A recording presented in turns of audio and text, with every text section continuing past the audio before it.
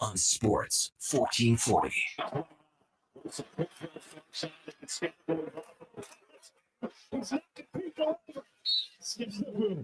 Presented by PlayAlberta.ca, Alberta's only regulated online gambling website. To pitch. Got him!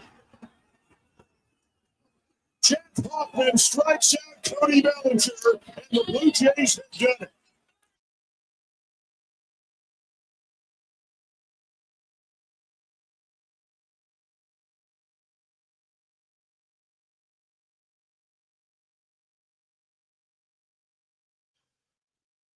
What a tremendous Thursday afternoon. How are you? And welcome to the Jason Gregor Show. Sports 1440, sports1440.ca. Oilers Nation, YouTube, Facebook, X, and Instagram. Thanks for listening. Thanks for watching the show, of course, as well as it's Sports 1440, YouTube, X. We're there. Say hello. Say hi. Go see Declan in the chat room. Give him a thumbs up. Hit the subscribe button. We will very much appreciate it. As always, our show is presented by PlayAlberta.ca. The Daily Grand is up today.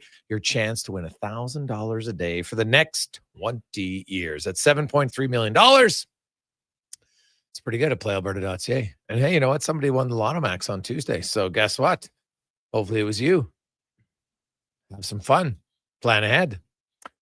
We got lots to discuss on the show today. Landon Ferraro, our regular Thursday guest, will talk about some Oilers. Jamie Campbell will be by talking Blue Jays as they have moved on to the ALCS. 8 pitchers combined to limit the Yankees to 2 runs.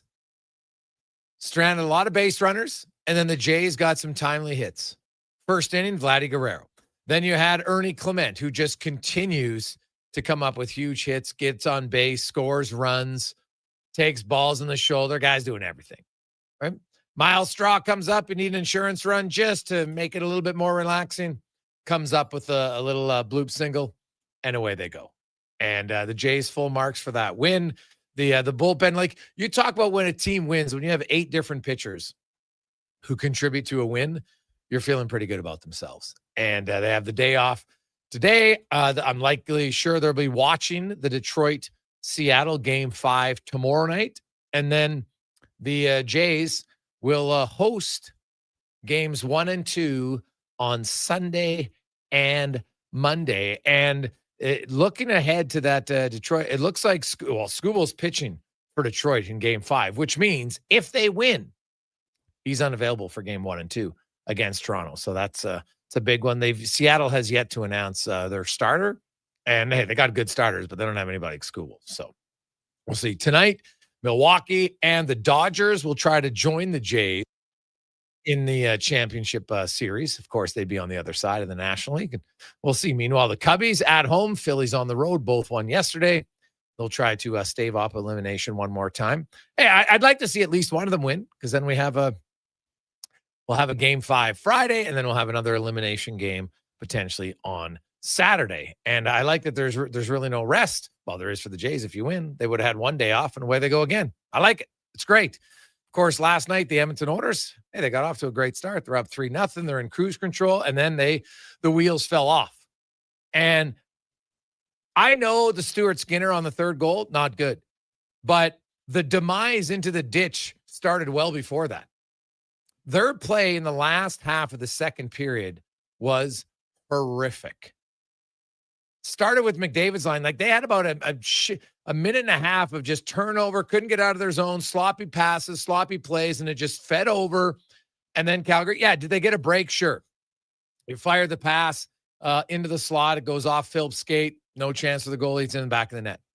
Now, shouldn't have happened. Edmonton had complete control in the offensive zone, and Nurse just, what was he, 15 feet inside the blue line? Like, there was lots of major errors outside of Stuart Skinner. Stuart Skinner made a big one, no question. He explained it. We'll hear his comments on it. Hey, you know what? It didn't react very well, and when you make a bad play, you look really bad. It's true. Now, if that was one where Stuart Skinner's going side to side and can't get across, you'd have bigger concerns, because that's kind of been an issue. He actually made good saves in the game, especially late in the third and into overtime, but he had a brain fart. And at some point, those got to go away. But the Oilers as a team, you're up 3-0. I'm sorry. Yeah, so Stuart Skinner made one mistake. That's one goal. What about the other two? Hey, they allowed Calgary to get back in the game, a team that's not remotely as skilled as the Oilers. But here's the thing. I don't think the Oilers 5-on-5 generated very much at all. And I'll say this. Now, I know Hyman's not in the lineup, so that's going to change, because when Hyman comes in, Frederick goes down, and he's likely in your bottom six, because you got to have a little bit more sandpaper in your bottom six. I look at the Oilers lineup, and they can keep adding skill. They add Jack Roslovic. We'll get into that. It's great. You need some guys in skill, but you need some guys who will be physical and who can play different styles.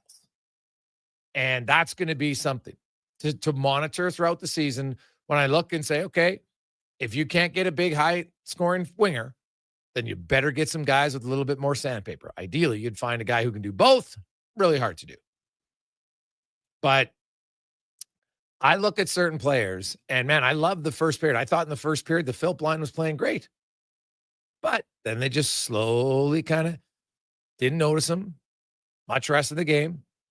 And for a big, heavy line, I'd like him to be a bit heavier. No, Trent Frederick's got to be more physical. McDavid and Draisaitl, did they generate much 5-on-5 in the game last night? Not really. So, Stuart Skinner's going to wear the goat horns because his play is one that just you can't make. No reason to make it, but make no mistake. I thought the Oilers, they get up 3-0, and it's like foot off the gas. We're coasting. Their 5-on-5 play was meh. Nice goal by Mangiapane.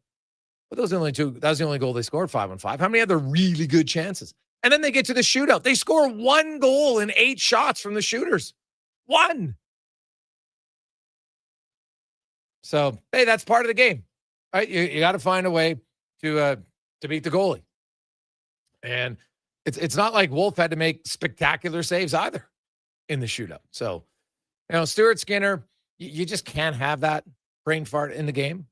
You just got to get out of your game. It's that simple. It's that simple. And yes, I understand it's only one game. We know what happened last year. They got absolutely demolished in their season openers and still went to the Cup final. I get it. But there are certain trends that you would like to eliminate. Now, the Oilers are going to have bad games, and there's going to be a misplay. Because that, like Stuart Skinner, that's going to be on the misplays of the month, guaranteed. Now, will it rank number 1? Probably not.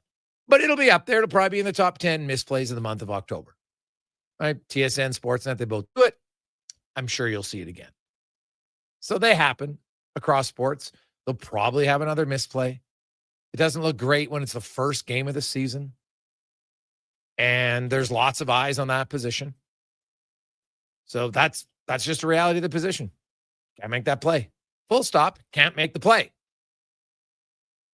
But the rest of the game, I had no issue with Skinner's game. I actually liked his play in the third period, especially late on the penalty kill and into overtime. It's fine. But can't make that play. And the Oilers, 5-on-5, I didn't love their offensive game, to be honest. I didn't see them. They were up because of the power play, and the power play was good. Really nice tic-tac-toe from McDavid to Draisaitl, Nugent Hopkins in the first one. I really like the Tomasic play to find Draisaitl's 400th career goal in the second power play goal. Awesome. Mangiapane, hey, hell of a shot. Awesome.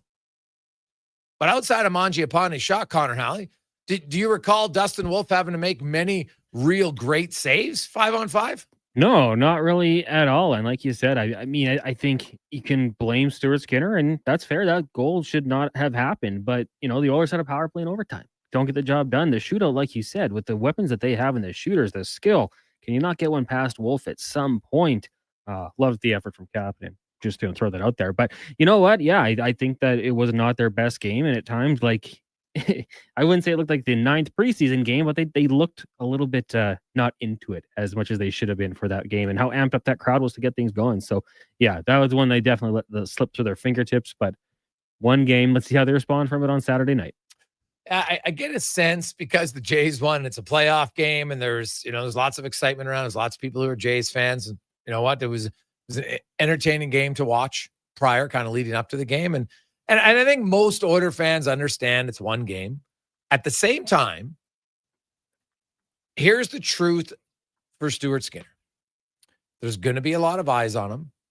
Now, he's going to have a bad game because everybody has a bad game. That's fine. But he's got to eliminate the 10 bell errors. Now, like he said, he goes, you know what? That's an easy one. It's not going to worry about it. Hey, next time I shoot the puck and I just put it in the corner. It's valid, right? I didn't see a lot of positional errors from him. Didn't see him struggling getting across the ice, so that's good. But you can get beat on goals. That's going to happen. Some shots are going to beat you. But the gift goals, and especially early on in the year, it's kind of a time. I think if that's game 56 and, Skinner's made at that point 38 starts and he's played pretty well, people are like, whatever. But it's game 1. In a 3-2 game, in the first minute of the third period, and there's no reason to do it. And so now the spotlight becomes more intense. And like some people have decided Skinner's never the answer, and that's fine. I'm not sold that the organization feels that way yet. We'll see. But Stuart Skinner has to, for himself, find ways that those become much more irregular. If it's one every 10 games, okay. It can't be one every 3. That's just the reality of the situation for him. And, there's more spotlight on him. It wasn't the only reason. That's one goal, right? They allowed 3 goals. One, he was the culprit on. Sure, there's culprits on the other goals. Now, the extent of the error was higher. If we're just going ranking the errors, hey, this one goal error, that one ranks higher than any other goal errors. That's fair. Like you can't, Darnell Nurse in the offensive zone, don't like it, but it's not at the same level because you have a guy literally touch the puck and it's in the net. Calgary still had to come down the ice. Lots of things had to happen before that goal went in. So it's just a different level. Not every mistake is the same. They're just not. Now, it's kind of weird trying to think the last time the Oilers signed a player during the game, but they announced last night that Jack Roslovic is coming to Edmonton. He will arrive today, and he will be on the ice tomorrow for the Edmonton Oilers.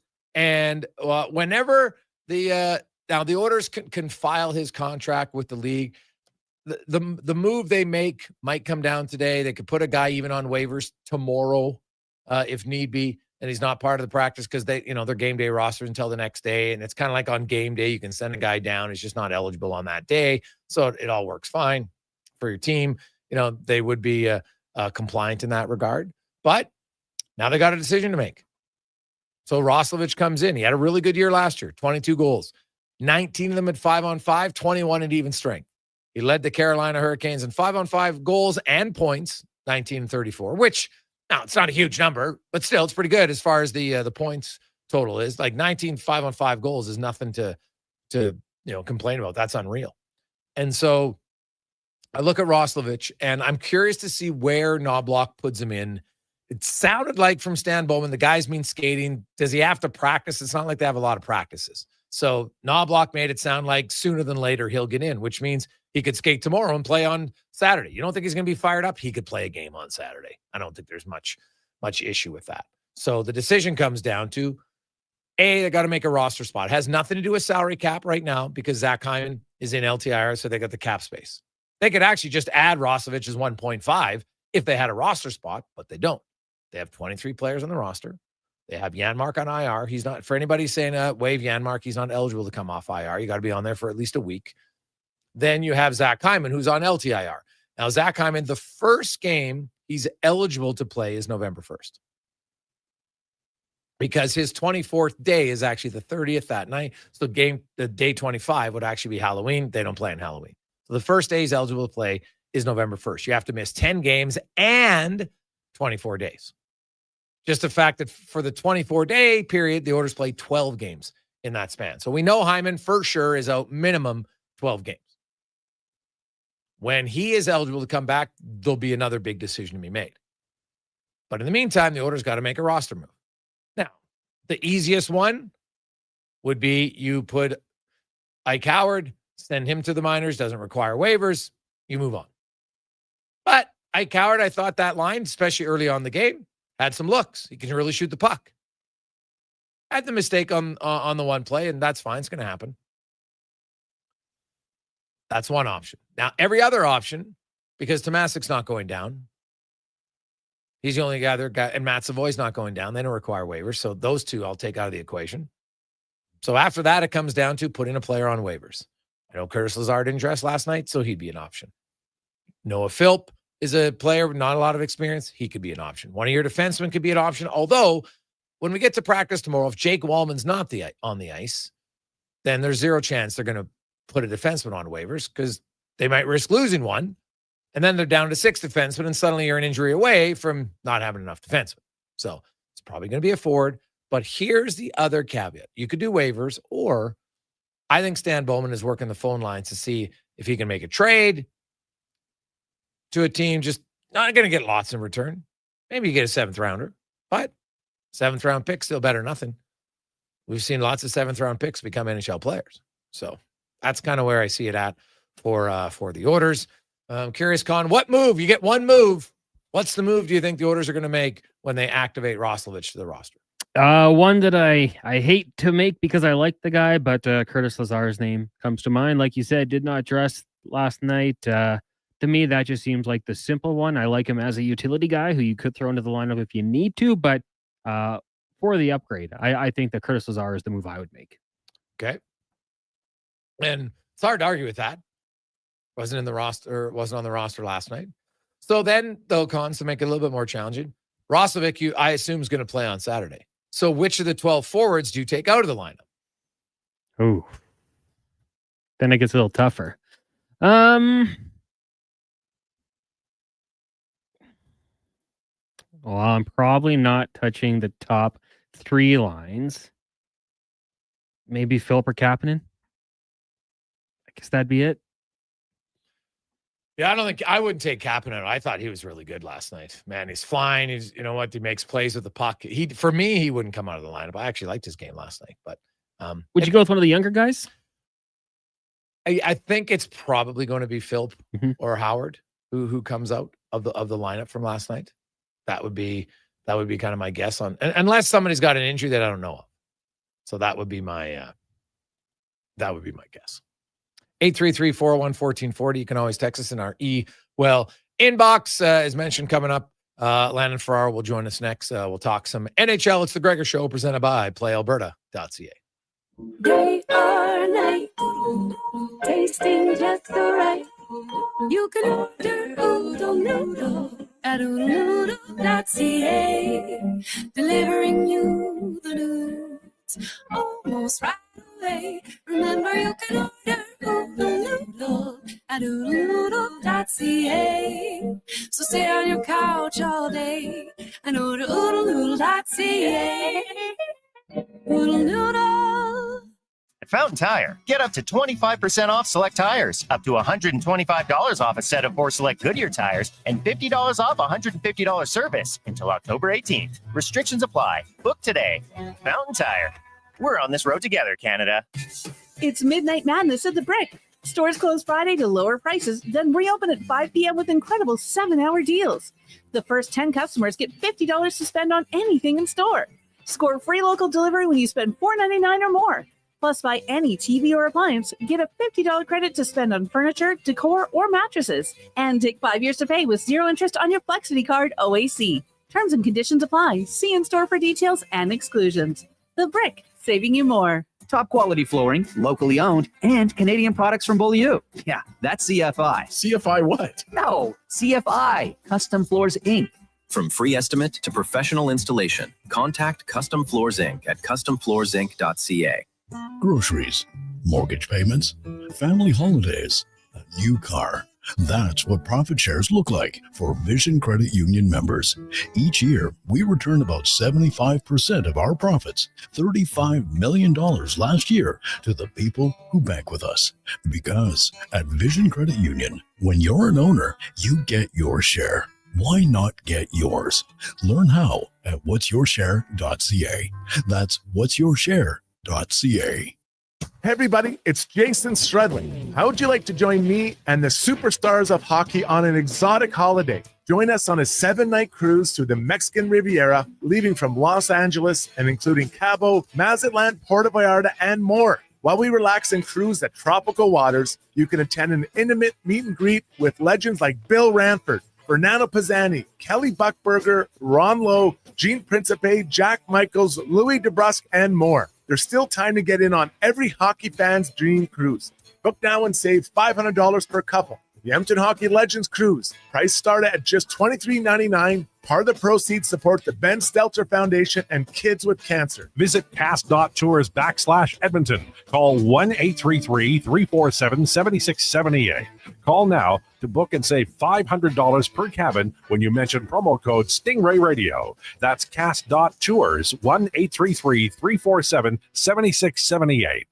Smart, connected, community driven. Jason Gregor sets the standard for sports talk in Edmonton. Join the conversation on Sports 1440. Text Gregor 833-401-1440. Sports 1440, where Edmonton talks sports.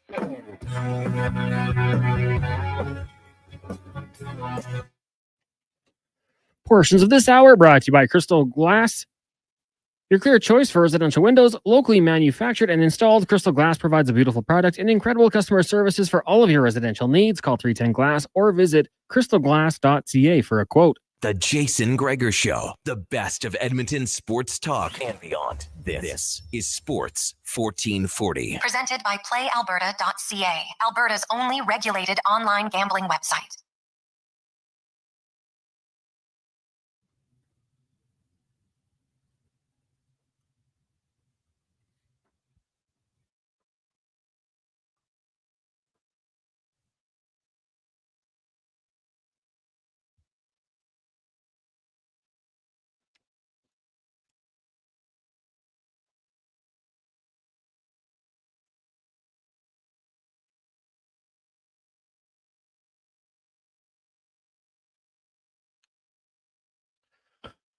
$222.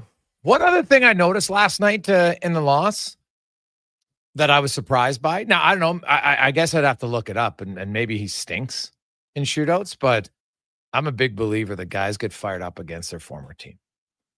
Mangiapane not in the top 8 against his former team in the shootout. I just found that a little surprising to me. I have no idea if he'd score. So it's hard to criticize shootout selections because I don't know if they'd score or not. But I always like going for the extra motivation ones on players. I know some people are like, oh, well, why is Bouchard going? Well, Anderson went 3rd for Calgary. Some defensemen are good in shootouts. I watch him practice. Bouchard scores quite often. I would have loved to see him come across and pull the Gaetan Haas and just rip a clapper. That would have been awesome.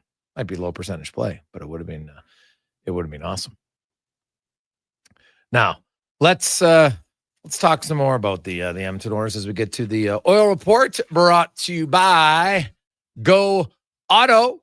Did you know that Go Auto has donated more than $24 million to local charities and takes pride in supporting the communities where they live and do business? They also founded Thrive Elementary School, which is unbelievable. It helps inner city families reduce their costs and get their kids in school and get healthy meals. It's an amazing place. That's all from Go Auto. As we are joined by our regular Thursday contributor, Landon Ferraro, joins us now. And Landon, where do you come out on shootouts? And how much of it is a flip of a coin? I would have had Mangiapane in the first 8 simply because it's his former team, and he scored in the game already. Yeah, I mean, I definitely was, especially as it got farther into it, I kept expecting him to hop over the bench. Just hearing what you said, like, I am a big fan of that as well. Of like, the guy has a little extra motivation. He's already got one tonight. Let's give him a chance to, to be the guy to finish it off here as well. I was a little surprised that way, but I mean, like, the shootouts are such a weird thing that I still find it, like, I loved it when they first put it in. It was fun. It was exciting. And then as it kind of went on, you're like, okay, like, the majority of our team has just worked their butt off for 65 minutes. And now we're watching a couple guys in a skills competition try and finish it off. Like, it just doesn't make a ton of sense anymore. I get that there's a lot of games. You gotta come to a finish at some point, and no one wants a tie, so it makes sense. But it's some of the best players don't like going in them. Like, I always found, for me, I loved getting breakaways. I was very comfortable going in and having that split-second chance. Getting into a shootout, I always found it really awkward. Like, you're standing there, you're waiting around, you have a ton of thinking to do. It's just a different ball game. So some guys don't like going, but I do think that, especially as it got a bit longer, that I would have thought Mangiapane would have been out there for sure. Yeah. What do you make of, and I still contest this is a problem for Edmonton. I think it's been a problem, and until it gets fixed, it'll continue to be a problem. I don't know if Dustin Wolf had any traffic to deal with 5-on-5 again last night. This team just doesn't seem to have guys who, now, especially with Hyman out of the lineup, they don't have a lot of traffic in front of them. Well, I mean, yeah, like you look at the team last year, and who was the guy that consistently got to the net? It was the oldest guy on the roster in Corey Perry, right? Like, there's a reason that he's been able to stick around forever. He was an unbelievable all-star through the first majority of his career. And then as the game got a bit faster and he had to keep adapting, like, he found, I have very good hands and I get to the net. I've never understood where guys just don't, especially if they're in, it's the beginning of the season, so no one's in a slump. But when you're having a tough time getting your chances, like, just get yourself to the front of the net. The amount of things that can bounce off you and go in, or because you're there, well, look at Zari's goal last night. I mean, that's a massive human in Klapka, but he's in front of the net. I know it's a power play, but he gets there. It ends up hitting him. It knocks down, and all of a sudden it's on the other side of the net, and Zari makes a beautiful hand-eye play to put it in. But that happens because he's standing there.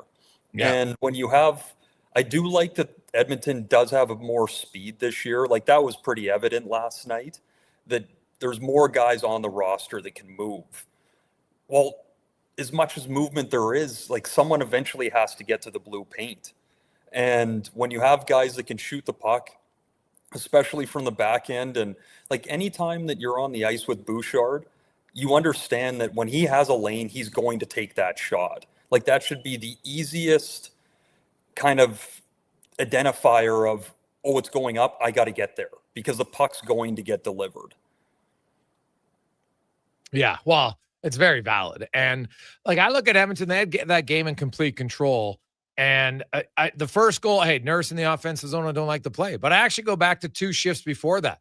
The McDavid line had a terrible shift in their own zone. Like, they just got sloppy. They were up 3-0. And it was like the whole team said, we can relax. And obviously it culminated with the terrible play by Skinner that led to the tying goal. But from the time of being 3-0 to the time of 3-3, Edmonton, virtually every line just lost their effectiveness in what they were doing in the first 23 minutes of the game. Yeah, and I think, the majority of guys that spoke to media last night all essentially said the same thing. Like, we took our foot off the gas. And I know that feeling of a home opener, there's a ton of emotion. There's so much excitement. You get out to a 3-0 lead, and all of a sudden you're like, well, this is a lot of fun. And now it's going to be a bit of a point night in front of the home crowd. It's going to be nice and loud in there. Everyone's happy. And as those thoughts start to creep in, well, Calgary's not going to just quit. They've done it the last couple of years in home opener or in season openers as well. They did it to Vancouver coming back last year here in Vancouver. So, there was pieces of last year that seemed to creep into this year in the home opener of, we start off really good and then we let the other team back in. They're fully in control. There was a couple bad bounces. The first goal against is a spinorama backhand into the slot that hits a foot and goes in. Like, there's not much you can do there. Yeah, the puck maybe couldn't have been in the zone at that point because there was a mistake at the other end, but the next one is the power play, and that ends up getting punted, just over the crossbar from one side to the other, and then Zari has the patience to wait for it to drop, and he puts it in out of midair. Like, there's not much to do on those, but you're still in control of the game, and yet the big mistake comes early in the third, and that's a deflating piece. Yeah. And when you have a team that has had multiple tough starts to seasons over the past couple of years, and it starts to snowball back against them, like, it's a tough thing to dig yourself out of, especially now that you've given Calgary all the life in the world.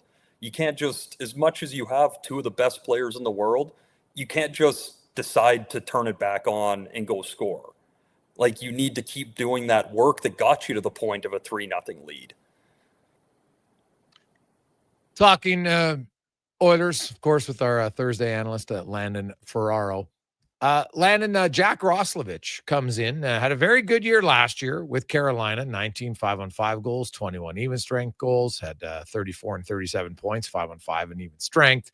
I look at Jack Roslovic and I think he can come in here, he can help, but my concern with the Oilers forward group is they have a lot of similar players, right? Like Trent Frederick, he's not a top line player. I think we all know that. He's there for a bit until Hyman comes back, and then he'll move down the lineup, and he'll be more of a crash and bang player.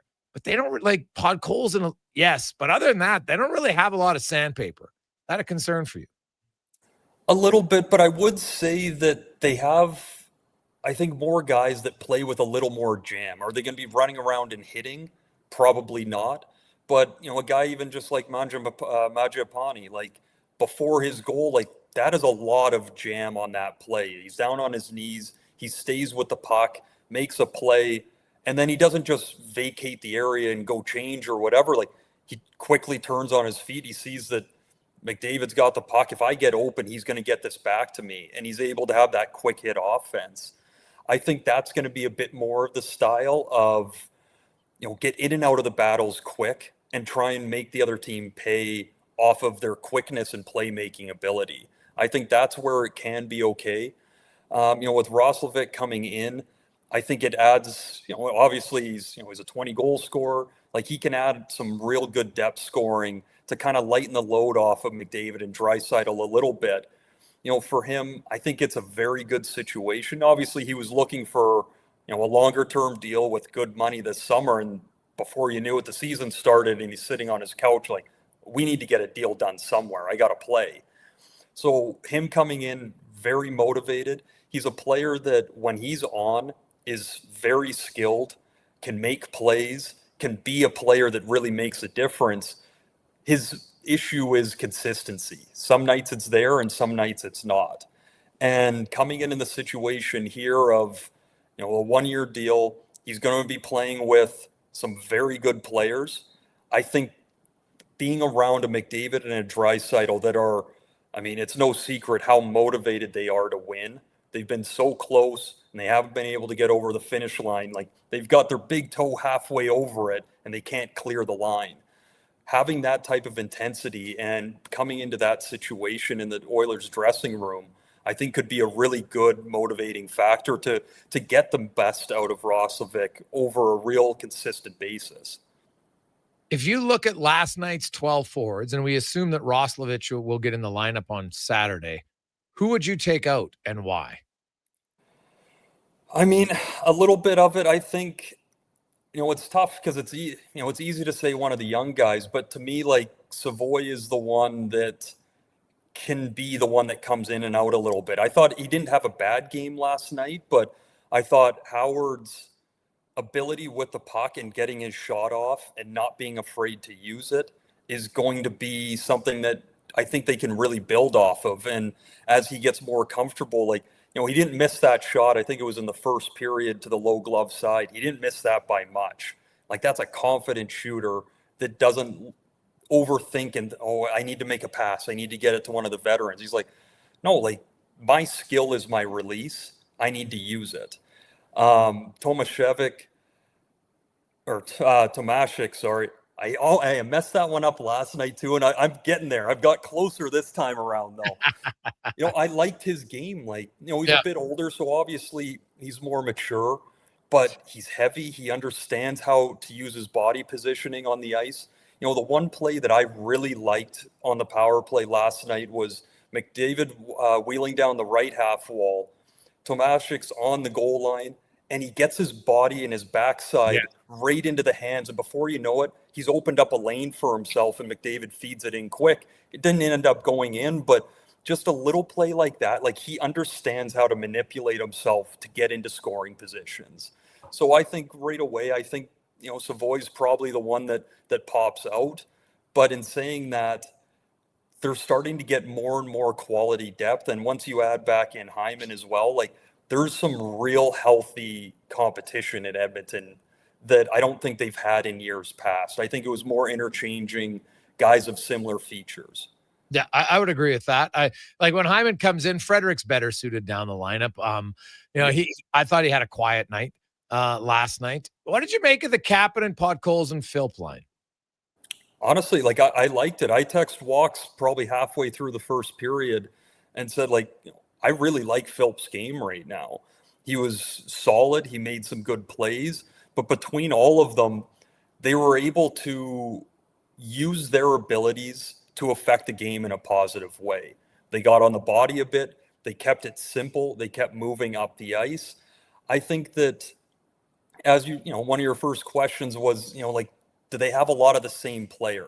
Well, those three can do something a little bit different. And now if you're talking when Hyman's back, Frederick drops down the lineup a bit too, because his game will pick up as well. Like he missed all last season, jumps into playoffs and is kind of just trying to tread water and do the best he could. I don't think he's going to be that top line guy that he's sitting at right now. But I think when he gets into there, like they can run around, cause a little havoc a little bit. They can provide some real good grind time in the offensive zone. Like you saw at different points last year where a line was able to hold the other team in the D zone for a little bit, then make that change. And then you have a fresh McDavid or Draisaitl jumping over. And that's almost a guaranteed goal. Like it is. When they get that mismatch, I think that's a line that could really provide that for this team. Lastly, what did you make of Regula's play last night? Again, for a guy that missed last season, like it was a pretty good game. I like how he moves. I think he made some good plays defensively. He didn't try and do too much. I saw, in preseason a couple times where he's at the top of the blue line and he makes the first move around the winger coming out at him, which is great. But he didn't see the second line of defense there, and he'd run himself right into the next forward. I think he played a bit more within himself, and he's a big man. Like it's a piece that I think could really help this group in the back end. And obviously you're waiting for Wallman to come back in, but having that bigger guy that can still move up the ice and provide that, it's a good piece. Like I think he had a decently solid game. Yeah, he's a player that I think when Wallman returns, Ty Emberson's going to be hard pressed to get in the lineup. Yeah, and I don't think you're wrong there. I think Emberson, I think he had a decent game last night as well. But when you put those two in Regula and Emberson against each other and comparing, one's got a lot more size and a bit more, can make a bit more of an offensive play as well. Oh, yeah. And when you have the forwards that the Oilers do, I mean, your whole job isn't to just kill the play defensively and make the easiest chip off the glass play. It's about delivering the puck into your skilled forwards' hands as quickly as possible. Because if the quicker it gets moved up to those guys, the quicker you got less to worry about at your own end, and you're giving your team a way better chance of succeeding and getting into the offensive zone and carrying the play down there. I think Regula has a bit more of that. And again, you got to remember he's had a long layoff and he looks like he does right now. Like it's only, not to say he's going to take leaps and bounds this year, but I think his game will keep improving as he gets more comfortable as well. Quickly, have you caught on to Jay's fever? Are you a baseball fan? I will say I am a postseason baseball fan. Okay, I'm a big fan. I'm a big fan of the Jays in 30 in the morning. Oh yeah. But I mean, the last couple of games, the series against the Yankees was awesome. It's always fun to see, especially the Jays that get, even out in Vancouver here, people get pretty excited about. I dropped some stuff off at the dry cleaner the morning of the last game, and there's a woman in there in like Blue Jay blue tights with her jersey on. She was all decked out. Like, to see a country get behind a team is always fun, and then to really take it to the Yankees is always, I always got time for that. Yeah, Very true. Landon, we'll see. They got the Oilers and the Canucks, of course, Flames and Canucks going at it tonight. So Oiler fans might do some scouting as there's no Jays games to watch, and maybe they'll check that game out. And then Oilers Canucks coming up on Saturday. Appreciate your time. We'll talk to you next Thursday. Yeah, sounds good. There you go. That's Landon Ferraro, pre and post game host here on Sports 1440 and our regular Thursday contributor. When we come back, we got something. I know it's only game one, but some of you get a little fired up. It's understandable. You need to be a little bit of Frank Costanza serenity now. Well, we have something that might help with your serenity now. Next on the Gregor Show, presented by PlayAlberta.ca, Alberta's only regulated online gambling website where 100% of the revenue stays right here at PlayAlberta.ca. Whoa, who turned off all the lights? Experience the new charcoal menu at Booster Juice. Charcoal menu? Introducing the Eclipse Smoothie, Blackout Booster Mixer, and Midnight Booster Ball. Where's that voice coming from? Dark and delicious, made with activated charcoal. Can we please turn the lights back on? Sorry, I'm just excited about the new charcoal menu. Wow, that is good. Right? Available now, only at Booster Juice. You'll see us digging holes. No, we're not looking for buried treasure. You'll see us digging trenches as well. And no, we're not building a fort. We're GS Construction, and you'll see us in neighborhoods throughout the Edmonton area. So what are we doing? GS Construction provides rehabilitation and upgrade services to Edmonton and surrounding communities. Some of our underground utilities have served us for years and are past their useful lives. We replace them, so they're around for years to come. Find out more at gsconstruction.ca. Got a car you're ready to part with? Find out what it's worth, fast, easy, and totally free at Go Auto. We're talking top dollar trade-ins, whether it's a little worn or still rocking that new car smell. Just a few clicks, and boom, you've got your value. Text value to 780-777-7777 to start. That's value to 780 all sevens. Why guess what it's worth? Let Go Auto show you the money.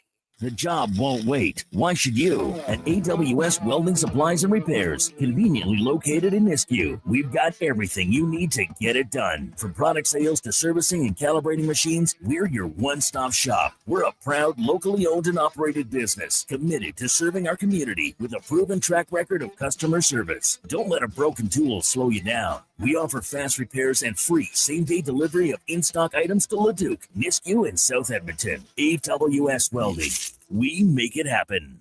Carve out for a cause at the Jason Gregor Pizza Pig Out, presented by GS Construction. Thursday, November 6th at the Canadian Ice House. Indulge in unlimited pizza from amazing local pizzerias while you help raise some dough for kids' sport. Then vote for your favorite slice to help crown the People's Choice Award winners. Tickets to join Edmonton's biggest and best adult pizza party are just $30. Head to jasongregorpizzapigout.com for more details and to buy tickets. From the first face-off to the final, Sports 1440 is your home for hockey talk with live coverage, expert analysis, and pre- and post-game shows. We bring you closer to the game. Tune in 24/7 only on Sports 1440, Edmonton's sports station. Game day sauce. Buddy, quit rolling up to the bar and looking like it's grade 9 grad and you're wearing your dad's old work suit. Do yourself a favor and call Game Day Suits. Game Day Suits is Alberta-based and makes fully customizable, made-to-order suits. Perfect for hockey teams, wedding parties, or even the office crew. Book your free consultation at GameDaySuits.ca. I'm rocking one right now. I look deadly. You know they can't see you, right? Okay, Mr. Announcer, you want to go, tough guy? Oh, Game Day Suits.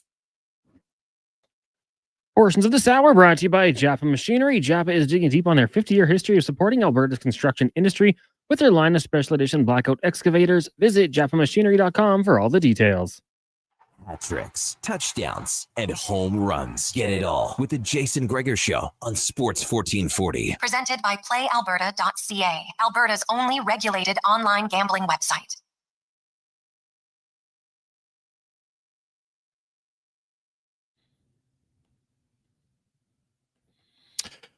$2:44 on a lovely Thursday afternoon. A little frustrating for Oiler fans. You're just say, oh, geez, another season. there'll be some frustrating games. Just remember that. Some games will go great. You'll love it. And then other ones, you'll be like, ooh, serenity now. You might have to go for a walk, right? You might have to remember, don't throw things at the TV. I know some of you have those stress balls. Maybe that's what you'll throw. We'll see how it goes. But we got a chance to maybe help you and keep your serenity to a lower, because today we're going with the gold medalists today. These are award winners, the best of the best. Now we'll find out who voted on the best of the best, but these are the best of the best as we get to Thirsty Thursday, brought to you by Sherbrooke Liquor, 2 locations, South Side on 50th Street and 92nd Ave. And then, of course, the original location still there on 118th and St. Albert Trail, the best selection in the city when you're looking for beers, cocktails, wines, non-alcoholic beverages. They got it all. Sherbrooke Liquor. As once again, one of our main guys from Sherbrooke, Stephen Bazan, joins us today. And we're going gold medals because Alberta just had their beer awards. Yes, the Alberta Beer Awards. Oh, you got to get your mic on, my man. My mic. Yeah, there you there go. We go. There you Now go. we're set up. That helps. Thanks, buddy. I appreciate the help there. Yeah, it's the Alberta Beer Awards were announced earlier this week. So I brought in 6 different gold medal winners from 6 different categories. Ooh. Yeah. So basically how it works, every year the Alberta Small Brewers Association, they organize the official Alberta Beer Awards. So all the small craft breweries in Alberta had the chance to enter in their brews to be judged and critiqued over a weekend. And then the end result is medals are awarded. We find out what the best beer in Alberta is, and it's always an exciting time of the year. Wow. So they get a plaque? Do they get anything else? Yeah, it's like it's a plaque that they get gold, silver, and bronze. And so you go in your category. If you win gold in your category, you go on to the best in show category at the end. Then the judges go through all the gold medal winners, and then the best beer in Alberta is named after that. And it's huge bragging rights. It's always, there's a lot of like little different awards and that sort of thing that go on, but the Alberta Beer Awards is kind of the big official one that most people pay attention to. So it's like I said, so we'll go through the winners. We'll go through some of the winners. Yeah, so I went through the Sherbrooke cooler and I picked out some of the gold medal winners. So we'll start light here. Okay. We'll go for it. So this one won the gold medal in the light lager category. Okay, so this would be Strutty's favorite beer. Yeah, exactly. Yeah. It's Odd Company, the Tío Juanito Cerveza Especial. So this is a 4.5%. 4.5%, pale, color, clear. It's a Mexican style lager. So usually with that, when you see Mexican style lager, you'll see lots of those in the craft beer cooler nowadays. And essentially what it means is they add a little bit of corn into the mash bill, which kind of lightens the body, just makes it a little drier, just nice, easy drinking. So out of all the light lagers in Alberta, this one took home the gold medal.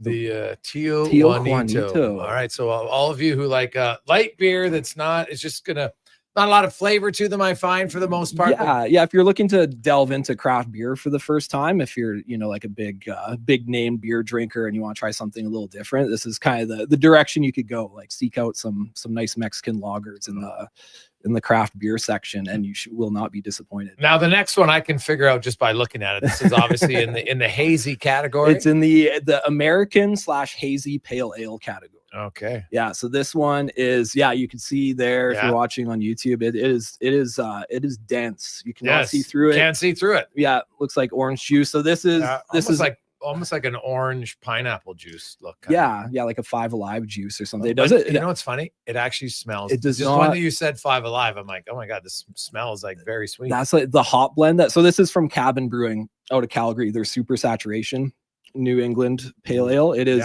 It's not that far off from 5 Alive juice. If you've ever had that. Yeah. It's got alcohol in it and it's got beer. And so it's definitely not as sweet as that, but the smell is great. And that, to me, I really like that flavor.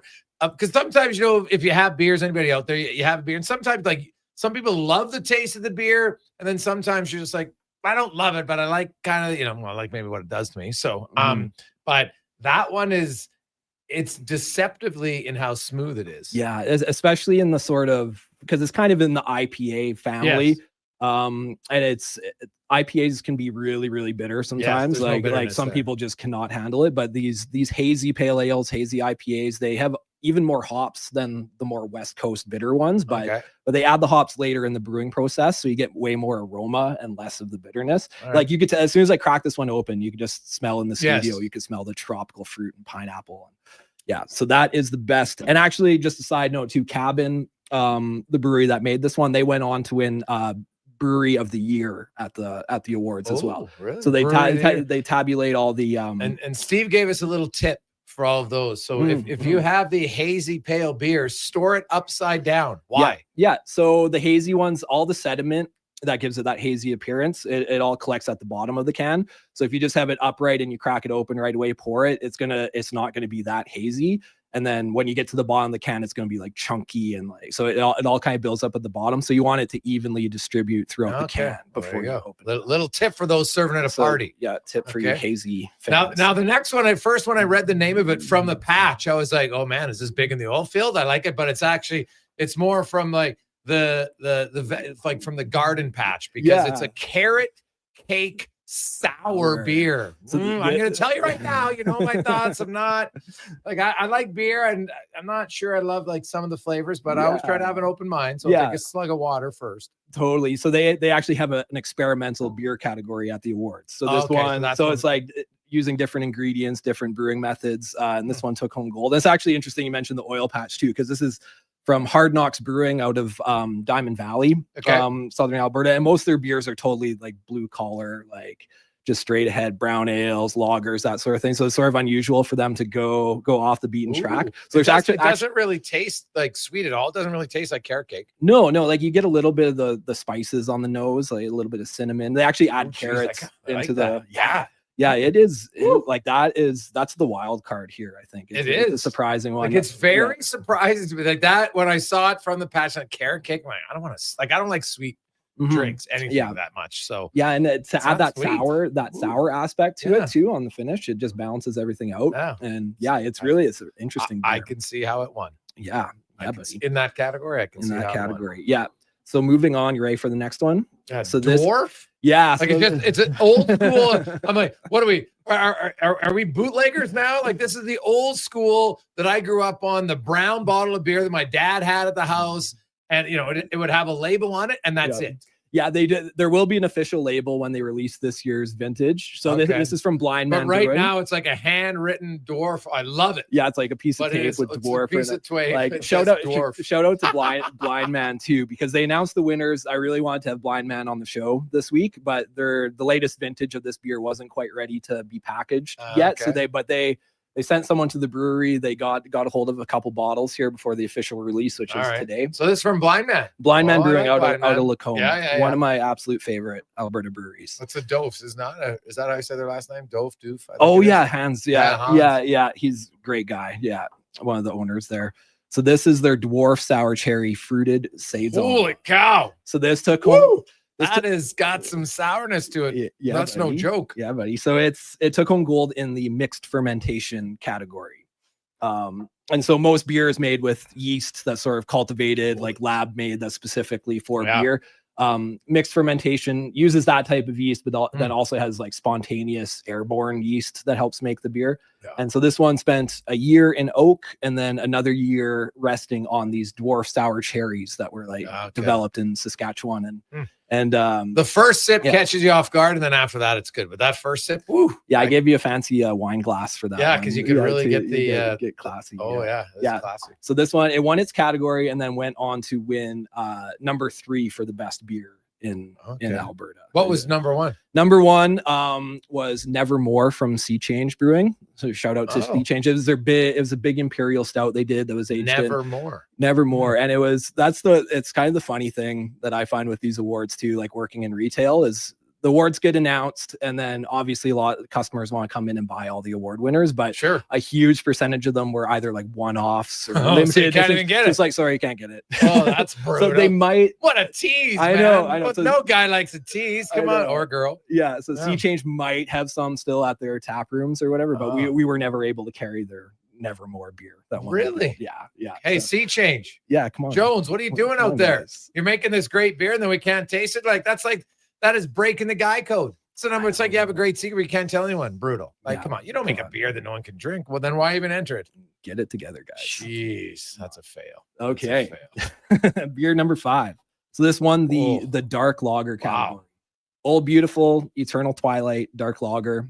Another brewery out of Calgary, making some great stuff. So it's 4.8%. Yeah, it's like pitch black. It smells a little bit coffee, which I despise, but it doesn't taste like it at all. No, yeah, that'd be from anytime you get any beer with roasted malts in it, you're going to get some of that roasty kind of coffee. I like the can.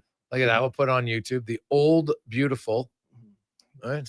Eternal Twilight. God, I started to look in the mirror, and that's what I think of.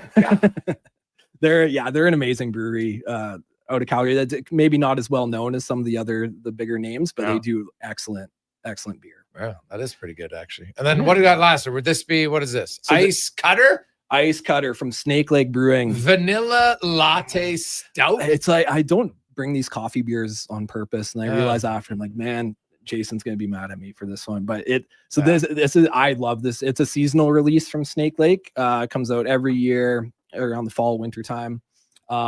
This one actually tastes really good. It's amazing. It was entered in the vegetable / spiced category. So there's some different spices and things in there, but it took home gold in that category and then went on to win the second best in show. If people are coffee drinkers, like that's the classic Strutty right there, man. That's a bouquet of flavors. Right coming in your mouth there. Yeah. It is pretty good. And the vanilla is really nice too. It kind of balances out that roasty edge to it. So if you aren't as into the coffee flavor, it's got that touch of sweetness there too. Well, if I had to pick out of these 6 for me, God. Well, I know which 3 I'm getting rid of. Yeah. The Tijuanito, I get people love light beer, but I want some flavor to it. Like that's great light. I can see why you'd like it. Yeah. Not for me. Yeah. I actually really liked the vanilla latte stout, but it's still got the coffee smell. So yeah, can't do it. That's fair. I might actually go with the this is close. This is really tight. It would depend on my day, but I might go simply because the super saturation. Okay, yeah. I really like the dwarf beer though, man. Like that's all 3 of them. Even the patch because it's sour. Yeah. Like that thing is, I would love to serve that to people and not because that first one, like you're just like, oh my God, that is really sour. But it is once you take a few sips of it, it definitely isn't as sour, and then it tastes really well. Like that cherry flavor is good. It's so good, and it's sort of a vintage beer. Like they do a different version every year. Back in 2023, it won best beer in Canada at the Canadian Brewing Awards. The dwarf cherry one, from Blind Man. So that would probably be my.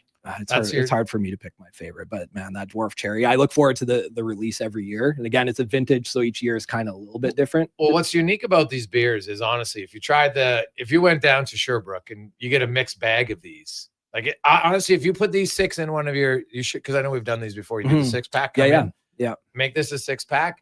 It's got a whole wide range because sometimes when you have buddies come over, like it comes in the super can, you can split it with a few people and just get the taste of it. And it's a wide range. I like now sometimes, I'm past the day where I just drink to get bombed, which was super fun at a young age in my life. But now it's kind of like I want to have something flavorful. I'm okay. You can sit there with your buddies. At least your main goal isn't to get bombed. Sometimes it might end up that way, but these ones have some different flavor. Where you find you sit around, you could actually try with different guys. You probably have some good shots sitting around playing poker or just watching a game or something. Totally. Yeah. It's super fun. And it could, like, your expectations kind of go out the window too. Like if you think you don't like dark beers because you've had 1 or 2 that you don't like, there's they're very different. Like this vanilla one, honestly, everybody knows I don't like coffee, but that vanilla latte stout Ice Cutter, it is amazing. It is actually really good. Yeah. Well deserving of that number 2 spot. So yeah, I like it. Stephen, great stuff, buddy. We will, I know we got Thanksgiving and you know what, we'll see. Do you have any beers with like pumpkin and whipped cream? Oh, there's like is. I know. We still have some of those pumpkin pie ones left. I know we did a pumpkin. Yeah, the pumpkin beer was surprising good. Yeah. So we have like Alley Cat's pumpkin pie. So anybody out there, if you want to stop in at Sherbrooke for Thanksgiving, you're like, I don't know what to show up for mom or dad. Show up for dad and say, Dad, I got you a pumpkin pie beer. Yeah. Get the hell out of here. But it's actually pretty good. You will love it. Yeah, it's really good. So awesome stuff, Steve. Thanks, man. We'll talk to you next Thursday. My pleasure. I'll see you then. Another edition of Thirsty Thursday here on Sports 1440, Orders Nation, YouTube, Facebook, X, and Instagram. Let's get to the con man and a Sports 1440 update brought to you by Northgate Chevrolet Buick GMC. Now, feeding, it's coming up to Thanksgiving. Everybody loves feeding families. Well, at Northgate, they had a goal to feed 500 families in September. They're getting really close, so they extended it into October. For every truck sold, they're going to feed a family of 4. So you can do that and get a great deal, 0% financing and more right now. Northgate Chevrolet GMC. This is a Sports 1440 update. Busy night in the NHL, 14 games on the ice, including the Canadiens in Detroit. Lightning host the Sens, Flames in Vancouver. Flyers meet the Panthers, and the Bills taking on the Wild. National League Divisional Series roll on tonight. Dodgers looking to wrap up their series with the Phillies just after 4 o'clock. Then at 7, you got the Cubs looking to extend their series, trailing the Brewers 2-1. Week 6 in the NFL gets going tonight with the Eagles heading to MetLife to take on the Giants. That one gets going at 6:15. Eagles defenders Jalen Carter and Nakobe Dean both listed as questionable, while the Giants will be without wide receiver Darius Slayton on top of losing Malik Neighbors for the season. Coming up in hour 2 of the Jason Gregor Show, we'll be joined by former NHLer Terry Ryan, also Blue Jays host on Sportsnet Jamie Campbell, and we'll speed things up in the Cantor Racing Report with Colin Livingston. I'm Connor Halley. This has been a Sports 1440 update. It's Sports 1440, a Stingray radio station broadcasting on Treaty 6 territory. Download the free iHeartRadio app and listen to CKJR wherever you go. Wow, get ready for a silly hockey fan. Your partner in power just skated onto the ice. EWEL.ca, the new e-commerce website for electrical wholesalers Edmonton, is ready for the power play 24/7, 365. UL skates to where the puck will be in 5 years. Now that's forward thinking. Killer selection, slamming products from the best brands, and legendary service. Don't sit on the bench. Get your account today at ewell.ca and win that project. Plug into your partner in power. Get an EWEL.ca account today. Want some good news? St. Albert Dodge is holding the biggest sale of the year on their in-stock Ram 1500 Sports. Every single one on the lot is discounted by a whopping $14,000. Yeah, 14 grand. And St. Albert Dodge has the best selection in Alberta. Over 90 Ram 1500 Sports to choose from with great packages, including the Night Edition and GT models, all $14,000 off the ticket price. Get down there and see how easy it is to do business at St. Albert Dodge. You've got a go-to coffee spot, a trusted barber, even a lucky game day jersey. But when it's about looking your absolute best, there's only one name you need. You listen to Dirk. Family run since 1939. We're experts in crafting impeccable tailor-made suits and offering a wide variety of everyday styles. Pair that with personalized one-on-one fittings and the convenience of on-site tailoring. Mr. Dirk elevates your style game. See Thursday here on Sports. Another edition of Mr. Dirk. It's an action-packed long weekend of Oil Kings hockey at Rogers Place, starting Saturday afternoon against the Moose Jaw Warriors. Then it's a Thanksgiving Monday matchup with the Lethbridge Hurricanes. Bring boxes of mac and cheese to use as noisemakers, then donate to Edmonton's food bank after the game. And at every home game, Sports Helmut gets food 1440 combos for Jason Gregor Show. $10 Sports or less. The 14 value wins. is When you have 8. Edmonton, Moose Jaw, Saturday at 2 p.m. Oil Kings, Hurricanes. Special But holiday I was Monday surprised by it. No, I don't know. Great seats at Rogers Place start at only $20 a seat at oilkings.ca. One other thing. Listen up, because you're not going to want to miss this. Right now is your chance to get in on Play Alberta's biggest offer ever. Thursday. For a limited time only, new players can get up to a $1,000 casino bonus when they sign up. There's never been a better time to join the fun. Visit playalberta.ca today to get started with casino, sports, and lottery all in one app. Must be 18 plus to play. Remember, if you gamble, use your game sense. Monopoly Double Play is back at McDonald's. So let's practice winning. You just won 25 grand. And go. Yes! I said 25 grand. That's what I'm talking about! Yeah! Much better. Okay, now you just won a brand new Chevrolet Corvette. I think she just fainted. Impressive. Feel like a winner on pack and in-app. Monopoly Double Play is back. While supplies last, 1 in 5 chances to win game piece prizes at outset. Chances to win draw prizes depend on number of entries in each draw. Cash prizes payable by e-transfer. See rules in-app. When it comes to choosing a hair clinic, the difference is in the doctor. I'm Dr. Vance Elliott. Transforming how you feel about yourself is a very personal experience. and I'll work directly with you every step of the way. Physicians come from all over the world to learn from Dr. Elliott. When your personal goal is to help other people achieve theirs, you must deeply understand the latest treatments. Want to feel confident and comfortable? The difference is in the doctor. I'm Dr. Vance Elliott at drvanceelliott.com. Hey, sports fans, we've got a clear choice for you. At Crystal Glass, we provide customers with the perfect glass for any job. From home to auto and even commercial, installation or repairs, we're your team. Call 310 Glass or visit crystalglass.ca. Crystal Glass. Help. I need somebody, not just anybody. You know, I need someone. When I was younger, so much younger than today, I never needed anybody's help in any way. But now these days are gone, I'm not so sad. Portions of this hour brought to you by Leading Edge Physio. We treat pain and injuries head to toe and some other issues that might surprise you, like incontinence, vertigo, neuropathy, and cognitive issues. We invest in the technology, technique, skills, and people who know how and what to fix. Life shouldn't hurt. LeadingEdgePhysio.com. The Jason Gregor Show, the best of Edmonton sports talk and beyond. This is Sports 1440. Presented by PlayAlberta.ca, Alberta's only regulated online gambling website.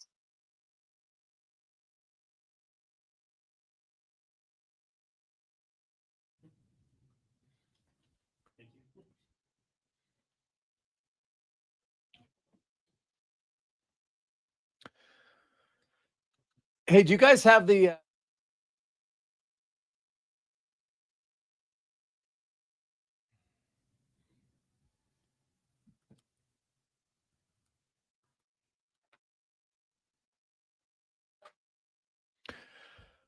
just after 3 o'clock? Welcome back. Jason Gregor, Connor Halley, Sports 1440, sports1440.ca. A lot of texts coming. Hey, guys, where do we see the list of beers? Well, go on I know Sherbrooke Liquor, we put it up on our Sports 1440 Instagram page.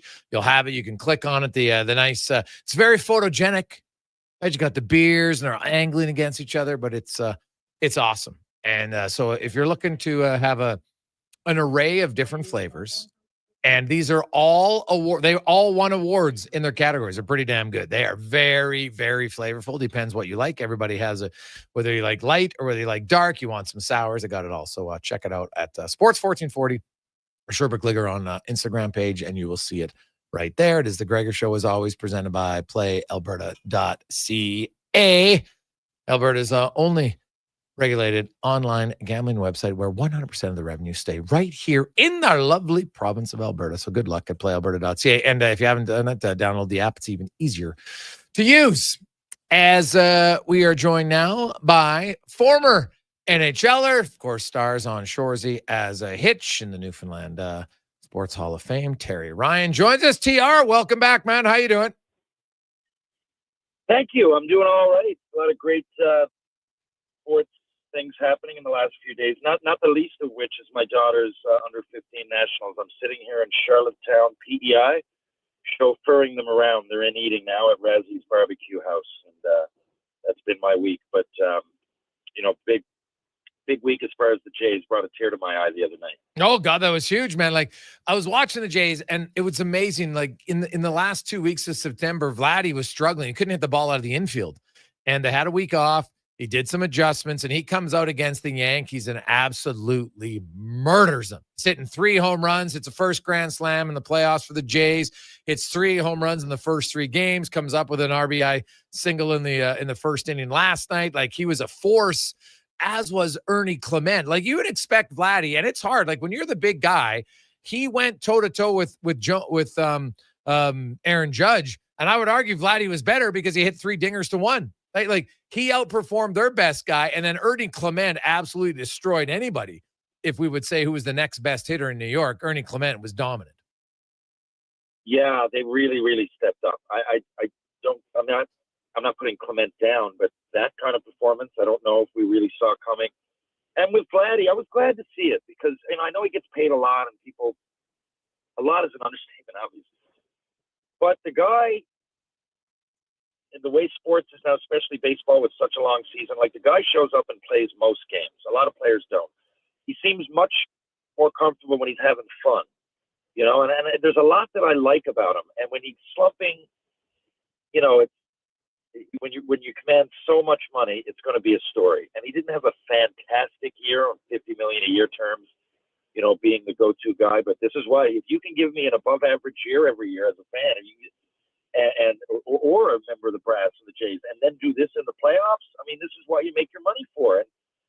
You know, Judge has been criticized in the past, but you know, he wasn't as dominant. But the guy did show up. It was, you know, a real for both teams. You know, that the spotlight was on those guys, and of course, Judge, you could argue, but I think he did his job. But the Yankees just didn't seem as deep. They had definitely had periods during the series that you were like, and you're never with the New York Yankees, you're never comfortable, even when it was 6-1 and everybody was watching, and they blew that. The Jays blew that third game. I don't think any of us watching thought the game was over. The Yankees can get 6 runs in an inning at any point, and they always seemed like they were ready to unload, but it never really happened. And yesterday, man, not the U.S., but you're talking about a bullpen game after what happened the night before. I thought we were in for it, and we, you know, as Canadian Jays fans, I mean, but I really did. It was just awesome to see them persevere. And players like Clements, and, you know, everybody seemed to have a hand in something. Davis Schneider stepped up, who was sent down at the beginning of the year. Vladdy, who really needed it. You obviously, Clement, you Savage, say what you want about the bullpen, and they've had some iffy moments lately, but, you know, yesterday was a bullpen game, and they gave it to them. So I think not only was the timing right for a lot of the best, for a lot of the players, never mind the best players, but I really feel good going into the next series, whoever it's against, because of that. I prefer Detroit, but, you know, whatever, that's yet to be determined. Yeah, well, it's and Skubal, good. If you get Detroit, you don't get Skubal until Game 3 because he's why I said it. He's pitching on Friday and wouldn't be available until Game 3 for Detroit. So at the most, you can make 2 starts in that series, I would think. So that would be that'd be good news for the Jays if they get there. But honestly, I don't think the Jays are worried about either one. I think the Jays, they match up very well. It's not going to be easy by any stretch of the imagination, but if they keep getting contributions from everybody in their lineup like they have been hitting, and their pitchers just find ways to get outs, right? It's not always pretty, but it doesn't matter. Who cares if you strand 2 runners, 3, you give up a walk here? There's, you know, some could say you're flirting with danger, fair, but they found ways to come up with key pitches at key times, and obviously had a boatload of massive hits from Lucas to Clement to obviously Vladdy Guerrero, but, you know, lots of other guys, Barger, lots of guys came up big at different times. Straw got an RBI last night as well. So it was it definitely, when you say a team effort, that was a team effort. 8 different pitchers helped win that game. Meanwhile, the Edmonton Oilers, TR, they start the season and they're up 3-0. Things are looking good. And then they just decided to get sloppy, let Calgary get back in the game. Skinner, obviously the 3rd goal just can't happen. There's no question about it, but it's one like I look at Skinner, and outside of that one play, the rest of his game, I'm like, hey, it's pretty solid. He made some good saves down the stretch, made some good saves in overtime, but he made the biggest gaffe in the game. And he just, you got to find a way to get that. I'm not saying that he makes that specific play. I don't recall him making that, but it's about a focus point and be like, hey, right? Like, I'm on, they dump it in, it's in the corner. There's no hesitating. Done. We're moving the puck there, right? Defenseman, that's where I'm putting the puck every time. You figure it out. And, you know, it's an unfortunate play that it's one play, and there was other plays that helped to lead to the loss, but that was just the biggest one.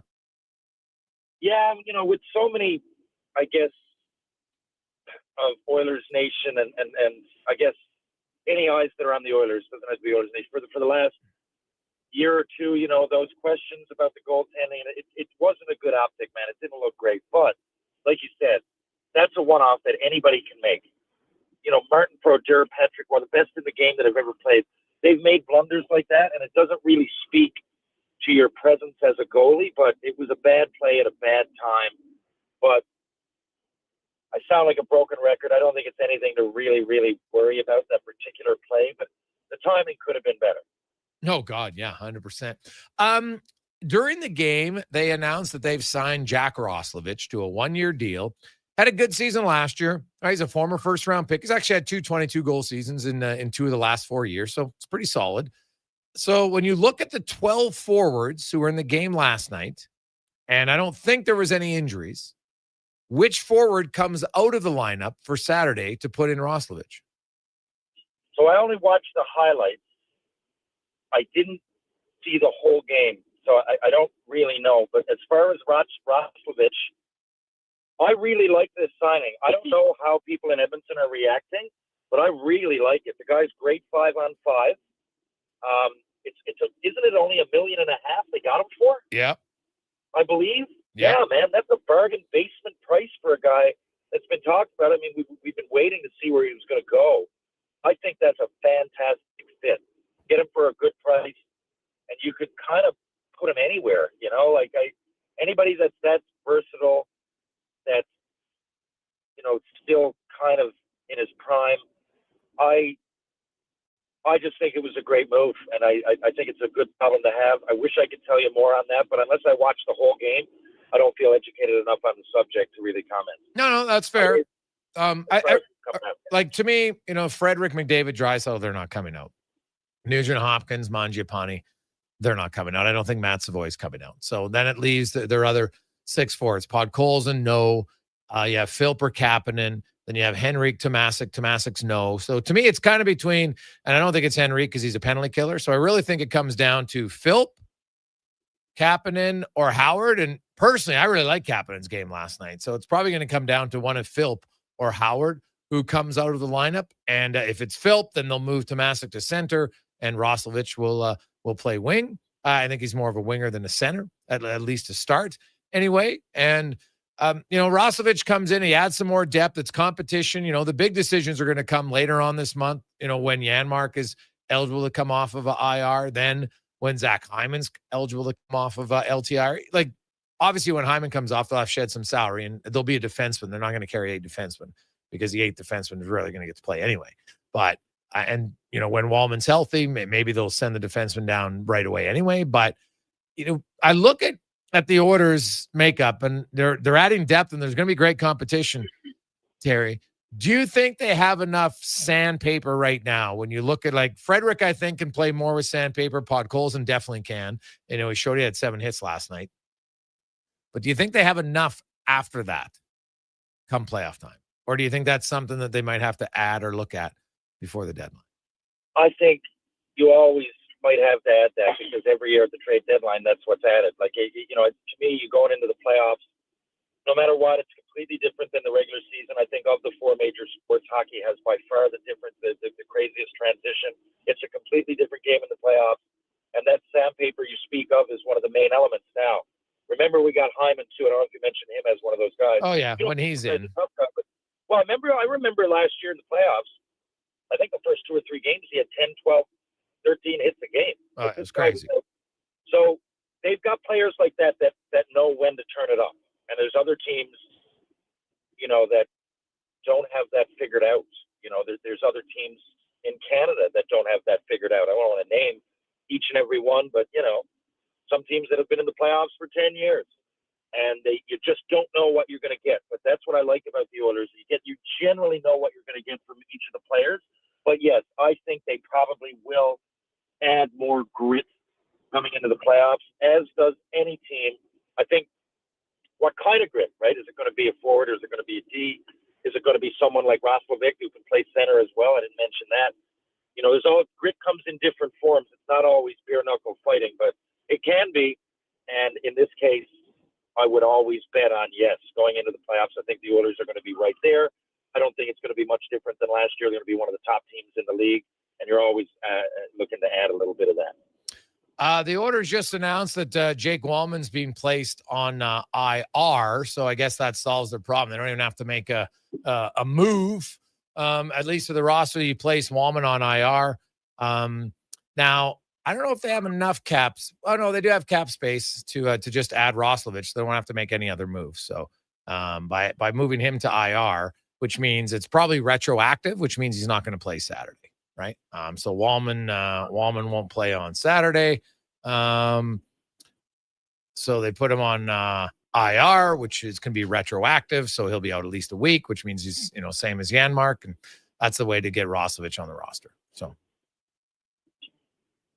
Yeah, I mean, and I don't think any of this at the beginning of the year is a bad problem to have. You got to get looks at guys too. There's players that are coming in, like I think you just mentioned, Regula. I know that I'm high on this guy, and I think he's going to be a great player, but he's missed a lot of time. And at the beginning, even that Skinner play you mentioned, like these are things that usually are ironed out in the exhibition, but it just gives you an extra bit of time to look at people that probably wouldn't be getting as much time otherwise. So good problem to have. Yeah. Oh, hey, having the competition, TR competition. This is where guys, because like we know there's certain guys, Nugent Hopkins, Draisaitl, McDavid, they're not in competition for ice time. But after that, there's a lot of other guys now that are going to be in a healthy competition. There are, and by the way, I did see enough of the game, and I read all about it to know that I'm kind of intrigued by big right-hand shot. That Tomasek, is it? He made a nice play on that goal. I think it was Draisaitl, but the more I've been watching him and paying attention, I think he's a very intriguing player, to say the least. And there's a lot of players that the Oilers have that I think are in the position to maybe possibly have a career year, just in that age and potential. They got a lot of guys like that. Yeah.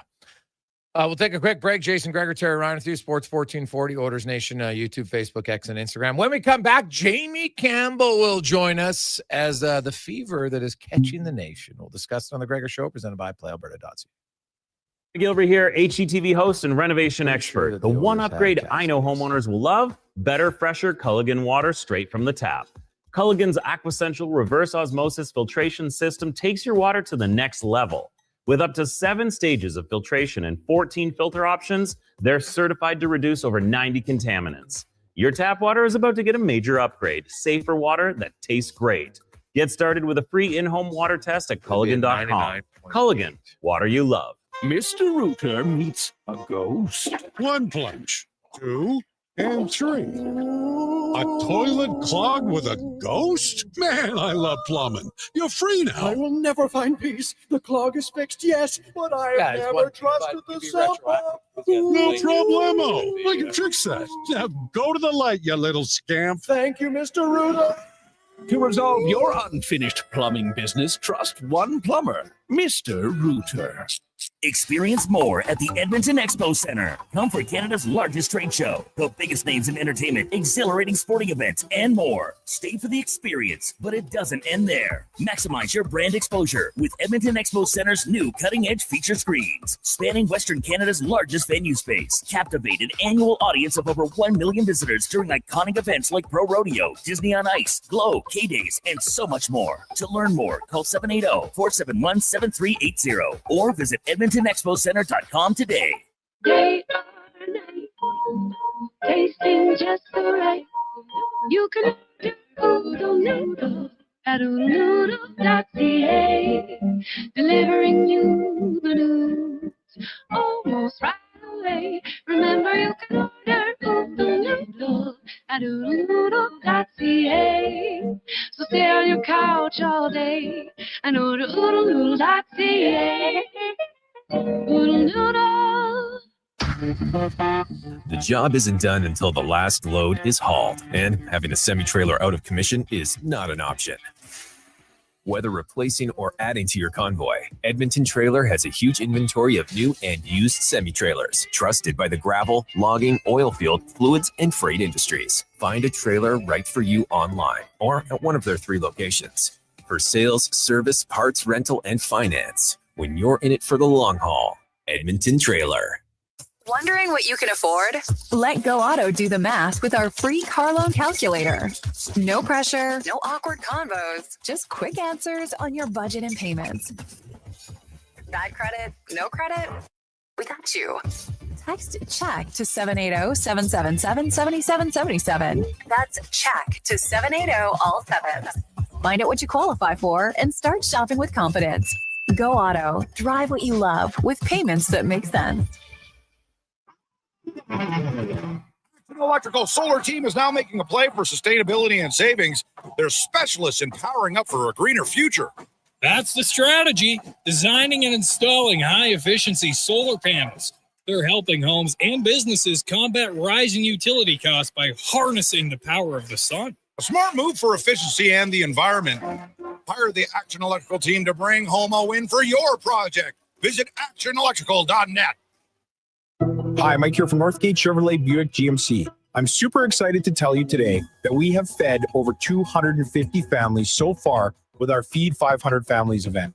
With that said, we are still short of our goal. We have decided to continue this on through to the end of October. With your help and your support, we can get this done. Please stop in and see us today, 13215 97th Street, or visit us online at northgategm.com.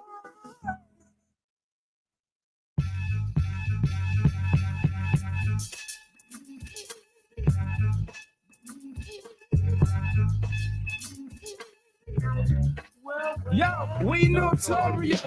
Ain't nobody can bang.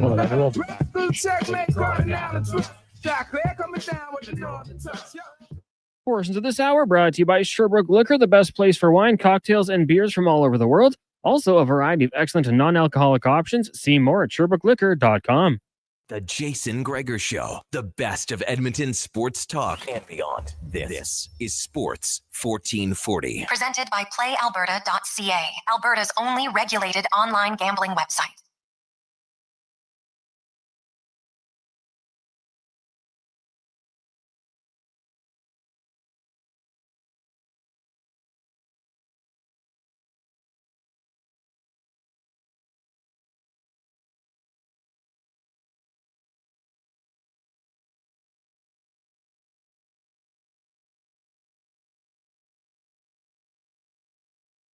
Welcome back, Jason Gregor. Connor Halley with you, Sports 1440, sports1440.ca, as well as YouTube, Facebook, X, and Instagram. Thanks for listening. Thanks for watching the show. We got a lot of text about our Thursday segment, so check it out.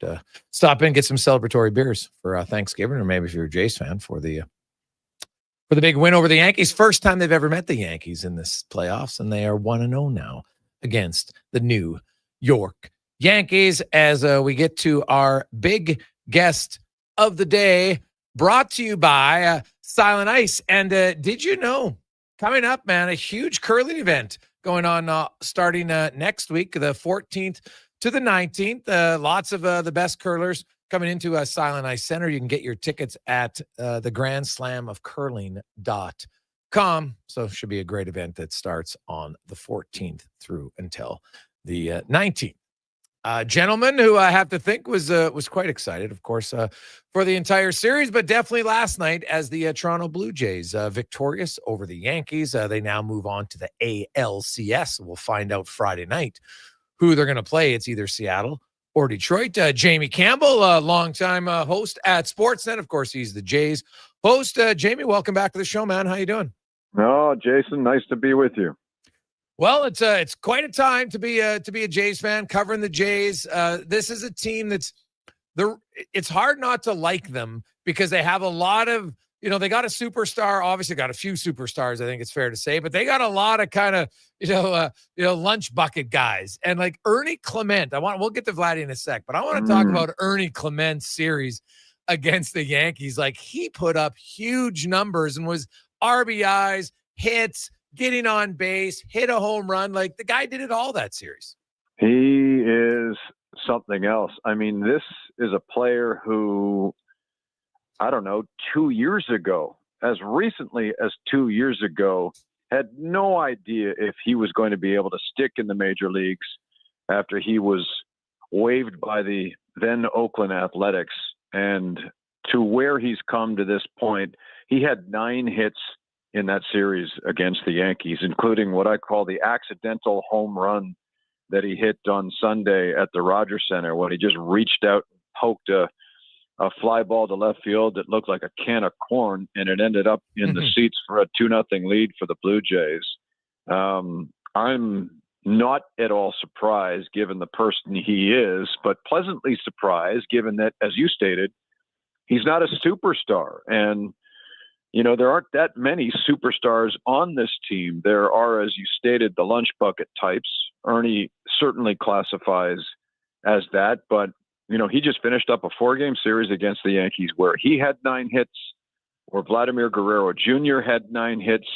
The only other time in a division series where teammates have had 9 hits in said series was the 95 Yankees with Don Mattingly, who now is an employee of the Blue Jays, I might add, and Bernie Williams. So what Ernie is doing is quite special. And given that he grew up in Rochester, New York, to do it against the Yankees probably felt special for him. Jamie, yesterday was the epitome of a team win. 8 pitchers combined in the 9 innings, limit the Yankees to only 2 runs. And you know what? Hey, they stranded a lot of base runners, did the Yankees. So there might have been a walk that added to the angst and the blood pressure of the Jays fans, and maybe even the management and pitching coach. But they got the outs when they needed them. What did you make of that performance yesterday? And what was your thoughts going in to a bullpen start in Game 4 of a playoff series? Let's be honest. Bullpen games are not sexy. So what those 8 pitchers did last night will never go down, in my estimation, in the annals of Blue Jays postseason history the way, and I recited this on Blue Jay Central yesterday. 40 years ago yesterday, in the first playoff game this franchise ever played, Dave Steeb started against the Kansas City Royals, went 8 innings and didn't give up a run in a 6-1 victory. Those are the things that are remembered, but nobody seems to wish to remember 8 different pitchers compiling an outstanding effort against Cam Schlittler, who in the final game of the wild card series against the Boston Red Sox threw one of the greatest single game postseason performances in the history of the game. So the timing was incredible. 1, they'd blown a 6-1 lead the day before. 2, in doing so, and not getting a very good start out of Shane Bieber, they had to utilize a ton of arms. And so the idea that they would exhaust the bullpen in Game 3 and need pretty well every single one of them again in Game 4 did not exactly bode well if you're, someone who plays the betting odds. So to think that people would have readily picked the Blue Jays to win that game last night based on this knowledge was probably wrong. But I've been watching this club all year, and I know how they roll. So none of it really surprises me. Okay. None of the run production surprises me. None of the sharp play surprises me. They were so sloppy in Game 3. They tidied it up and quickly. You may have noticed how, for example, in Game 3, Addison Barger committed the error that really led to the surging comeback of the Yankees. Well, every time there was a pop-up toward third base in last night's game, the shortstop, Andres Jimenez, was over to cover for Barger, right? Mm-hmm. That was something that was clearly discussed pregame, and that was an assignment Jimenez had clearly been given. And I haven't even spoken to him about it. I just can tell that this is the way this team does things. They might make mistakes one day, might lose a ball game in an uncharacteristic way at various points. But my goodness, their preparation, their attention to detail is second to nobody in Major League Baseball right now. It's incredible to watch, and it's one of the reasons why they were able to dispatch the Yankees in 4 games. Jamie Campbell joins us. Jamie, when you look at matchups, do you see a better one between Detroit and Seattle for the Jays? I don't want to sit here and make that claim, because then somebody might come back at me if they get swept by whoever I choose is my preferred opponent. I will say this, because the Tigers are starting Tarek Skubal in a must-win in Seattle tomorrow night.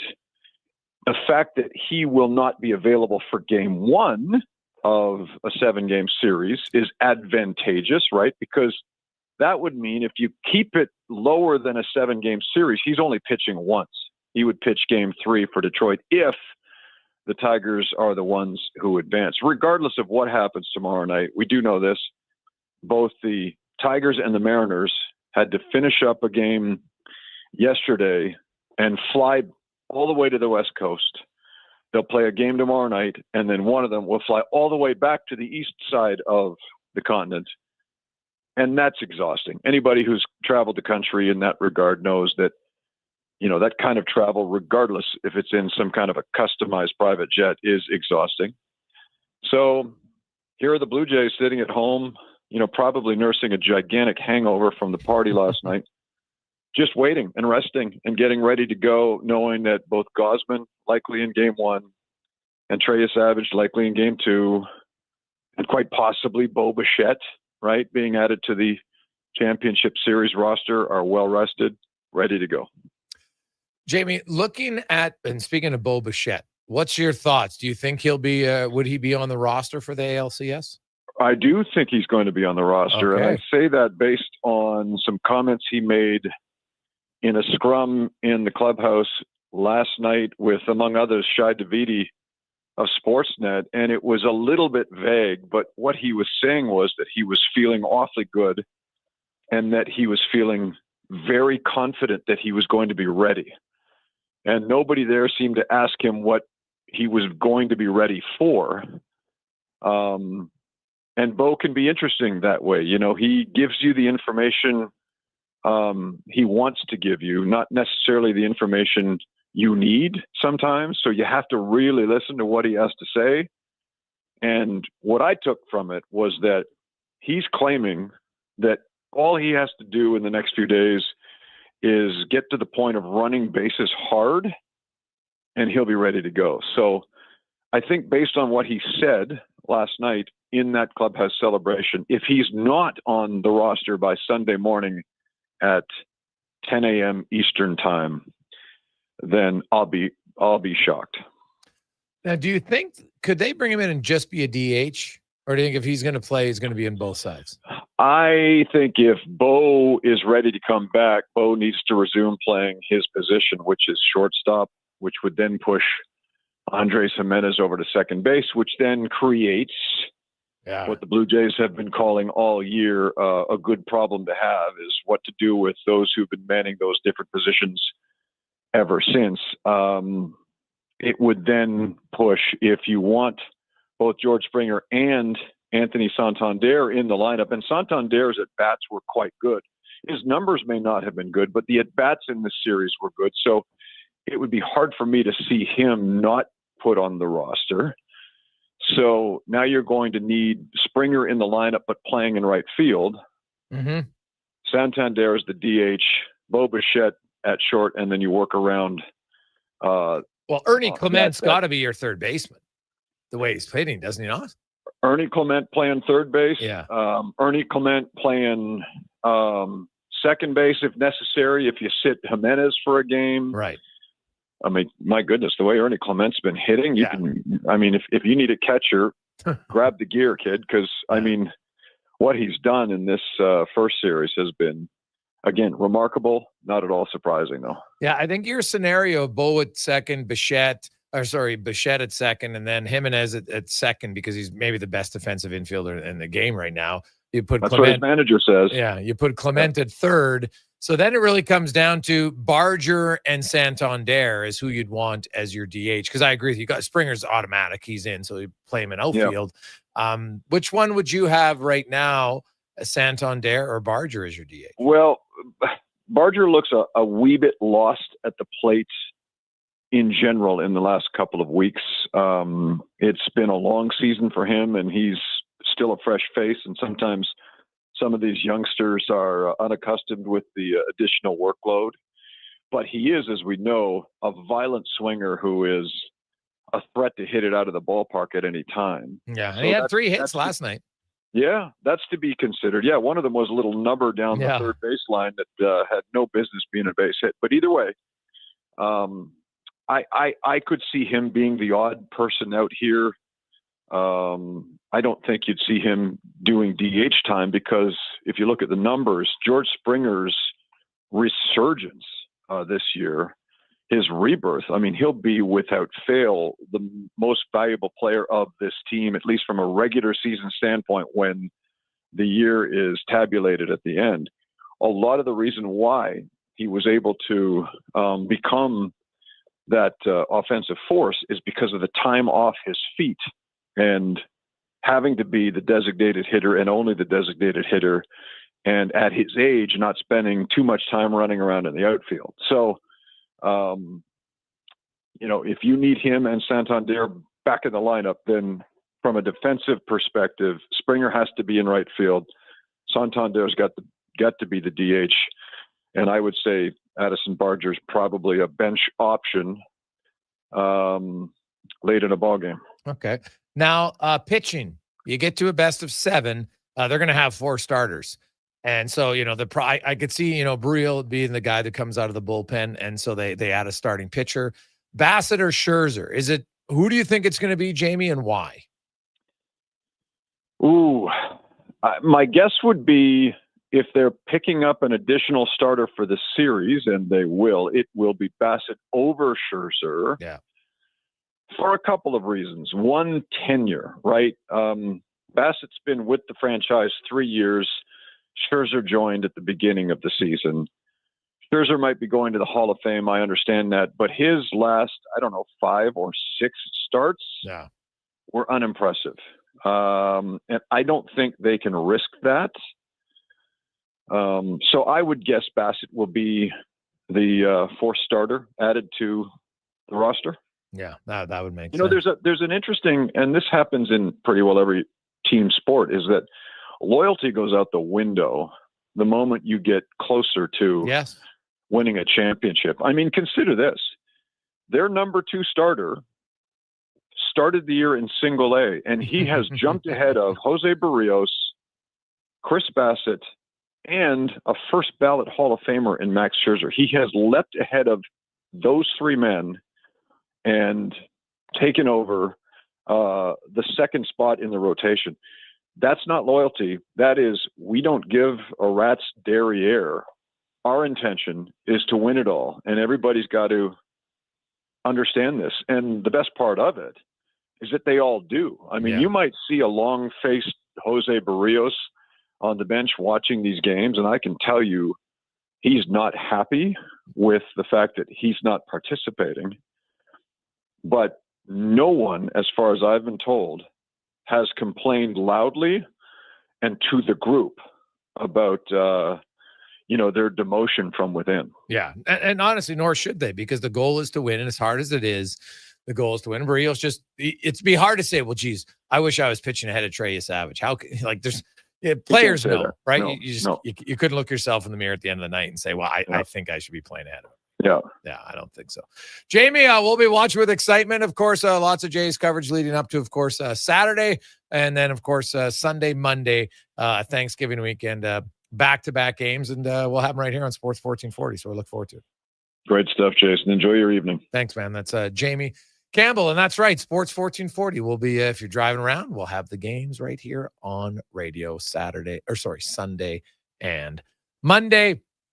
Lots of excitement, of course. It is Holiday Monday, so we're off. We'll have the Jays. Whenever the game starts, we will have it on Sports 1440. We got a lot of text to get to. We'll return to that. And also lots of changes coming. As always, we'll answer some of those questions next on The Gregor Show, presented by PlayAlberta.ca. Listen up, because you're not going to want to miss this. Right now is your chance to get in on Play Alberta's biggest offer ever. For a limited time only, new players can get up to a $1,000 casino bonus when they sign up. There's never been a better time to join the fun. Visit playalberta.ca today to get started with casino, sports, and lottery all in one app. Must be 18 plus to play. Remember, if you gamble, use your game sense. Monopoly Double Play is back at McDonald's. So let's practice winning. You just won 25 grand and go. Yes! I said 25 grand. That's what I'm talking about. Yeah! Much better. Okay, now you just won a brand new Chevrolet Corvette. I think she just fainted. Impressive. Feel like a winner on pack and in app. Monopoly Double Play is back. While supplies last, 1 in 5 chances to win game piece prizes at outset. Chances to win draw prizes depend on number of entries in each draw. Cash prizes payable by e-transfer. See rules in app. Edmonton's home for sports is Sports 1440. After every game this season, tune in to Andrew Walker for the post-game show. Let's talk some hockey. Let's talk about the game on Sports 1440. At Wendy's, $4 gets you more than just a burger. It gets you a Dave's Single, made with a quarter-pound of fresh, never-frozen Canadian beef. All for just $4 at participating Wendy's. Taxes extra. But hurry, this deal ends October 26th. Backed by popular demand, Folsom Prison Revisited. The story of one of the greatest concerts in history returns to the Jubilee Auditorium. November 22nd. Step back in time before, during, and after this iconic Johnny Cash performance, featuring Devin Brain from $1 Million Quartet and an all-star band. You'll relive an event that changed the life of Johnny Cash and changed music forever. Tickets at Ticketmaster.ca and at the Jubilee box office. Brought to you by Stars and Stories Live. October 24th and 25th, hit the courts for Feisty Pickles, the first ever 24 hours of continuous pickleball action. Starts Friday night at Brace Athletics in St. Albert. It puts the fun in fundraising for Breathing Space, a groundbreaking lung transplant house. Recruit your team of 4 to 20 players and get your paddles ready to play. Feisty Pickles, Alberta Lungs 24-hour pickleball challenge. Register by October 15th at ablung.ca. 1, 2, 3, 4. Portions of this hour brought to you by Culligan for all your residential water needs. Your local water treatment company, more than just big bottles, Culligan.com. Hat tricks, touchdowns, and home runs. Get it all with the Jason Gregor Show on Sports 1440. Presented by PlayAlberta.ca, Alberta's only regulated online gambling website.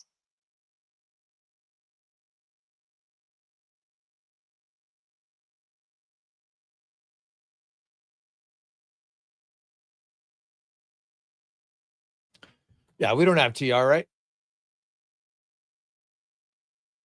3:45. Welcome back. Thursday afternoon on the Gregor Show, Sports 1440, sports1440.ca, YouTube, Facebook, X, and Instagram. Many of you may be listening on the app or on podcast. Thank you. However you digest the show, we very much appreciate it. Of course, the orders, if you missed it, Jake Wallman has been placed on IR, which, and they could do that retroactive, so he's got to be out at least a week. So he will miss Saturday's game. That's the quick solution to get Jack Roslovich on the roster, and so they don't have to send anybody down. They don't have to make any other moves.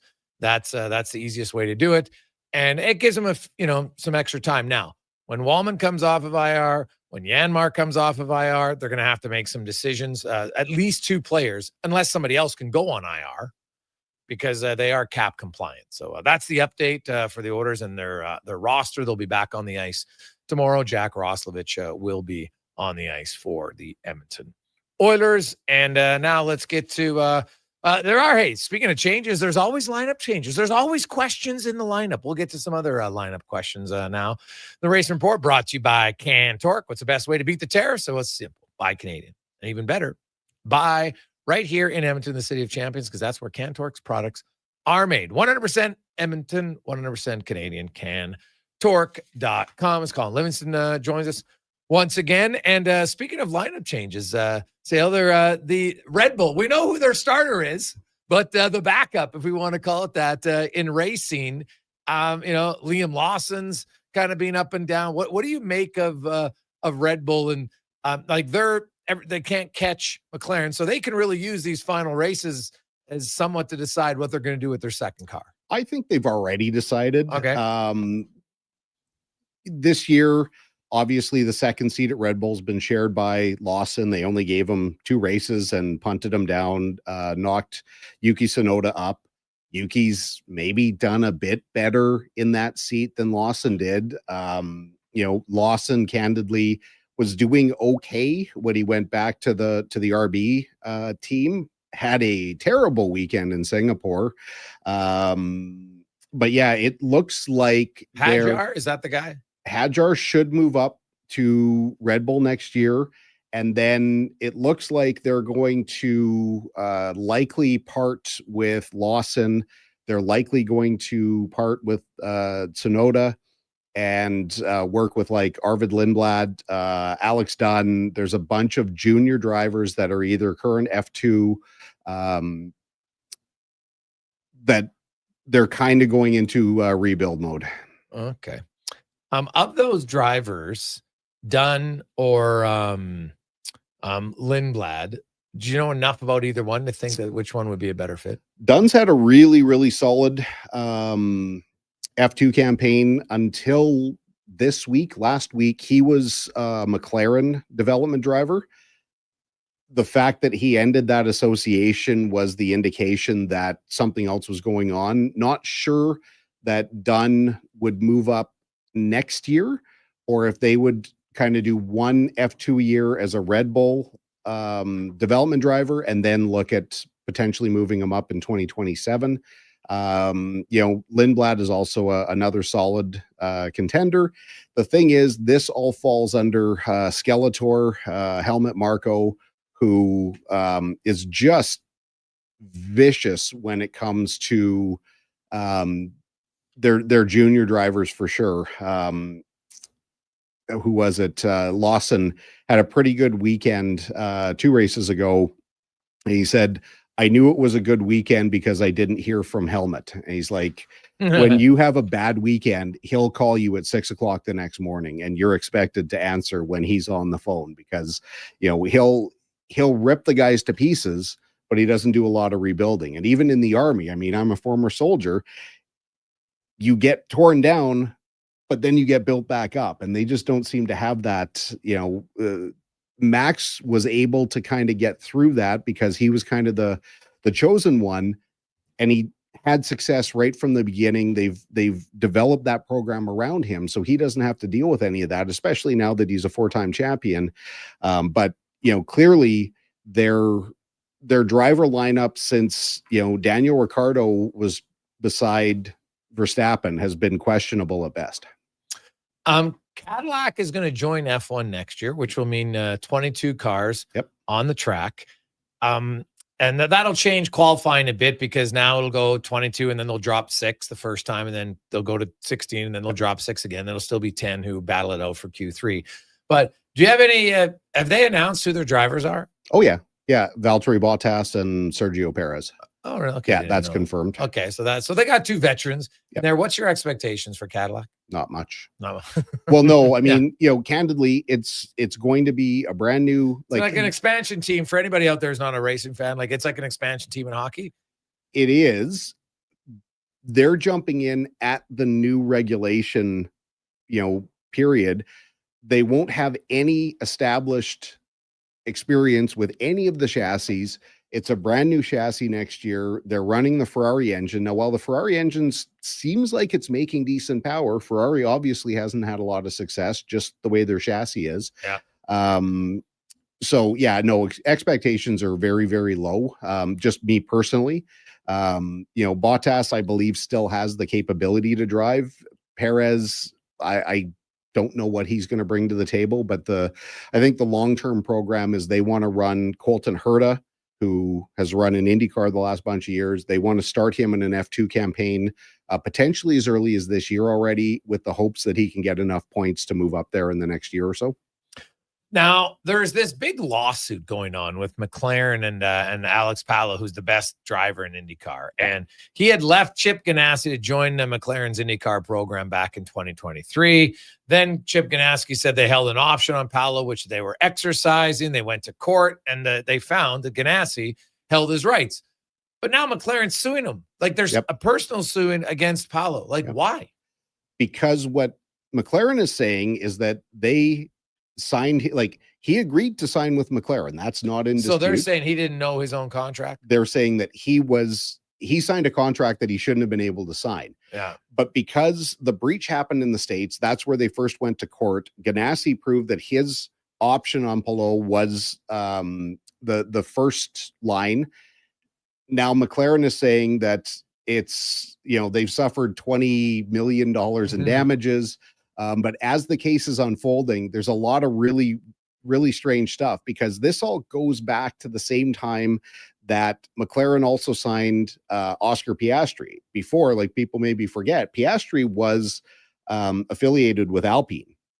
And Alpine basically rushed the gun and said, hey, we're signing Piastri. Piastri very famously, and it's become every time somebody makes a signing now, the joke is that, he said Alpine have released a statement without my consent saying that I'll drive for them. It's like, I haven't signed anything. I'm not going to be with Alpine. I'm going to be racing with McLaren. So what it sounds like happened behind the scenes is that Zach Brown was going after Palou with the idea like, look, move over to our McLaren IndyCar team.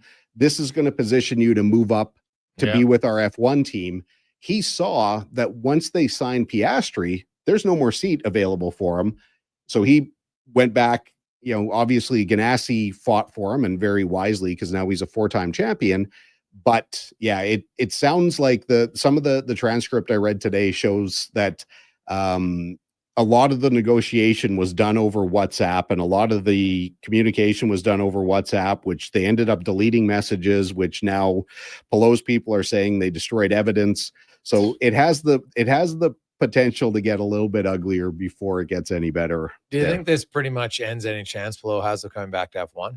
Oh yeah, now that he's like 28, it's not practical. Like even if he wanted to why? go, If he's a really good driver, why would they care about age? it gets to be a little bit late, because the F1 style is so different from an Indy car. Like what you have to do in the car, the systems, the style, like everything's different. Right. I don't know that there's a hockey comparison, like, learning to go play in the KHL versus playing in the NHL. But the closest would probably be if you're running Olympic ice versus NHL ice, like trying to figure out how to play that faster, longer passing game. But, if you can start in F2 when you're 18 years old and, kind of associate yourself with the teams, grow up in their systems, and then even going from F2 to F1 is a massive jump, but going across from IndyCar, it's happened. It's just not all that easy. Okay. And I don't know if we really want to recap and kind of know what happened in F1, but Christian Horner reportedly for millions of dollars settled the inappropriate behavior lawsuit against a former employee. Do you think he's done in F1, isn't he? I am not sure, because I can't really properly complete the sentence, but money talks and BS walks. He has fairly deep pockets. He can come to the table with a decent amount of cash behind him. I don't think he would want to come back as just a team principal. He would want to have a stake, kind of like what Toto Wolff has done. Okay. It really sounds like there's not a lot of interest. Yes. The only place that it seems like there might be a home for him is at Alpine, with, Flavio is essentially a part-time guy. He has no ethical qualms whatsoever, other than racing. Like, it wouldn't matter what you did in your personal life, what you're guilty of, as long as you can be effective within the team is all he cares about. And, he's been caught cheating and manipulating more than anyone. I don't know where else he could end up, but I'd say it's fairly unlikely. I don't know why he would want to, other than for ego, because he's, been part of 8 drivers championships, numerous constructors championships, built the team from the ground up, essentially, to go back and potentially have, like we're seeing sort of with Lewis Hamilton, not quite the same comparison, but why he would want to kind of go through and risk what has, like, he doesn't need money. Mhm. He, maybe wants to stay part of it, but he could always invest in a team. I guess the answer is I don't know. I think it's unlikely, but a lot stranger things have happened in Formula One. That's for sure. That is very true. Colin, great stuff, buddy. We'll talk about the next race next Thursday. Have yourself a great weekend. Thank you very much. There you go. That's Colin Livingston in the Racing Report, brought to you by Can Torque. Coming up in the 4:00 hour today. Of course, we'll get back. We'll update you on the Oilers. There's always some news there. Corey Laviolette will join us because we're going to get a breakdown of Jack Roslovic. We'll go to Carolina, where last year Jack Roslovic had a pretty good season, led them in 5-on-5 scoring, in goals, and in points. Was tied with Sebastian Aho in even strength goals and second in even strength points. So, he wasn't playing with their top dogs, or was he? We'll find out with Corey Laviolette. We'll hear from Stan Bowman on why he went out and acquired Mr. Roslovic, which is pretty good AAV at $1.5 million. there's always slight risk, of course, but I think this is a low risk with a high reward potential to get a player like that. But first, let's get to our Sports 1440 update brought to you by Loka. Loka is not your average grocery store. They're a butcher, a baker, a cafe, a deli, rotisserie, pizzeria, all under one roof. 2 locations in Sherwood Park and on the West End on 142nd Street. Check them out, loka.ca. Here's Connor. This is a Sports 1440 update. Okay, so you missed it, a little roster with the Oilers. So they placed defenseman Jake Wallman on the IR. With that designation, he'll miss at least 1 week. So it could be shorter if the designation goes back to the start of the season. 14 games on the ice tonight. You got the Canadiens in Detroit. Lightning host the Sens. Flames out in Vancouver. Flyers meet the Panthers. And the Blues will host the Minnesota Wild. National League Divisional Series roll on tonight. Dodgers looking to wrap up their series with the Phillies just after 4 o'clock. And at 7, you got the Cubbies trying to keep their series against the Brewers going, down 2-1. And Week 6 in the NFL kicks off tonight with the Eagles heading to MetLife to take on the New York Giants. 6:15 start time. Eagles defenders Jalen Carter and Nakobe Dean both listed as questionable. The Giants will be without receiver Darius Slate. Coming up in hour 3 of the Jason Gregor Show, we'll hear Cam Tate's 2-minute warning. We'll go to Raleigh and talk some Carolina Hurricanes with Corey Lavalette, and it's another edition of 5 Questions. I'm Connor Halley. This has been a Sports 1440 update. Sports 1440, a Stingray radio station. CKJR broadcasts from West Edmonton Mall and Wetaskiwin. Download the free Stingray music app and listen wherever you go. You've got a go-to coffee spot, a trusted barber, even a lucky game day jersey. But when it's about looking your absolute best, there's only one name you need: Mr. Dirk. Family run since 1939. We're experts in crafting impeccable tailor-made suits and offering a wide variety of everyday styles. Pair that with personalized one-on-one fittings and the convenience of on-site tailoring. Mr. Dirk elevates your style game. Visit our Edmonton store or explore MrDirk.com. Score big on style with Mr. Dirk. Sure, your couch is comfortable, but watching the game is always better and on the rocks. With crystal clear TVs, you won't miss a single play, and the specials are a major league win. Pre-game warm-up starts with specials 30 minutes before the puck drops. Get 69-cent wings and $5.75 Molson Canadian and Coors Light drafts. And play score and win every game for your chance to win big. Be part of the action this hockey season. See the menu online at ontherocks.yeg.com. Ah, Hawaii. The warmth of a golden sunset as the waves roll in. The freshness of a waterfall. The lush scent of tropical flowers in the air. You don't need to travel to enjoy all Hawaii has to offer. You just need to order pizza.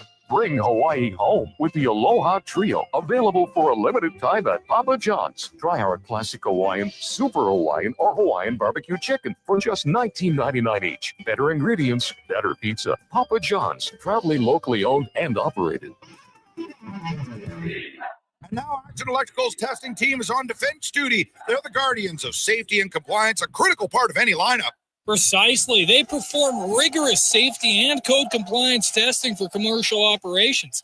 Think of them as the referees, ensuring everything is up to standard before disaster strikes. Their preventative plays are legendary, spotting faults early. Hire the Action Electrical team to bring home a win for your project. Visit actionelectrical.net. They're not just a grocery store. They're a butcher, a baker, a cafe, deli, rotisserie pizza, and restaurant, all under one roof. Loka Quality Market does food differently with 2 locations to serve you. Edmonton and Sherwood Park. Visit loka.ca. Carve out for a cause at the Jason Gregor Pizza Pig Out, presented by GS Construction. Thursday, November 6th at the Canadian Ice House, indulge in unlimited pizza from amazing local pizzerias while you help raise some dough for kids' sport. Then vote for your favorite slice to help crown the People's Choice Award winners. Tickets to join Edmonton's biggest and best adult pizza party are just $30. Head to jasongregorpizzapigout.com for more details and to buy tickets. GMC's 0% event is on now. Get 0% financing on all remaining 2025 GMC models on limited terms, like the 2025 Sierra 1500 Elevation Crew Cab at 0% financing for 84 months. The 2025 Terrain Elevation All-Wheel Drive at 0% financing for 60 months. And the 2025 Canyon at 0% financing for 36 months. No matter what you need, there's a GMC for you. Ask your GMC dealer for details. Bringing every project to life requires the right team. By joining the Japa Machinery Group service or sales teams, you can be part of setting a new industry standard. Celebrating a legacy of excellence with Japa. Learn more at japamachinery.com.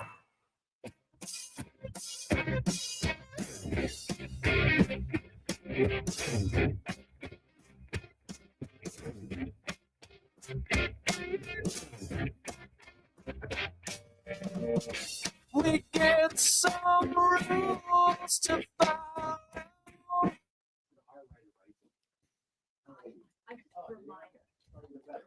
Portions of this hour brought to you by Northwest Crane, available for all your lifting and equipment needs, specializing in selling and servicing cranes. Get lifting at northwestcrane.com.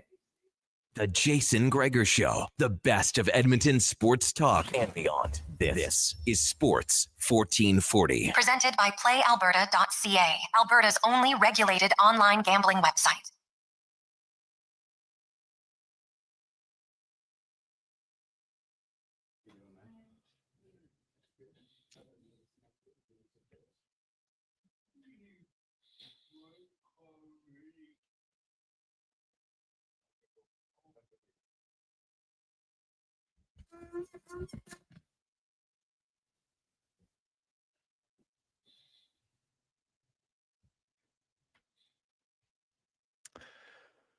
$4:05. Man, we are wheeling through. We're already halfway down the show today. I love it. Happy Thursday to you. Of course, lots going on coming up. You got the doubleheader. How many of you are going to the doubleheader?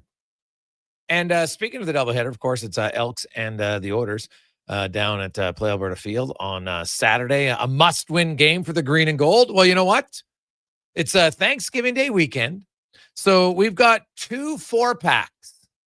So the family can go to the game and enjoy it on. Oh, let me just double check that before I speak. I got to make sure that I hope I don't just have one. Maybe I only have one. Let me double check. You got 2. I have 2. Okay. Oh, did you get them already?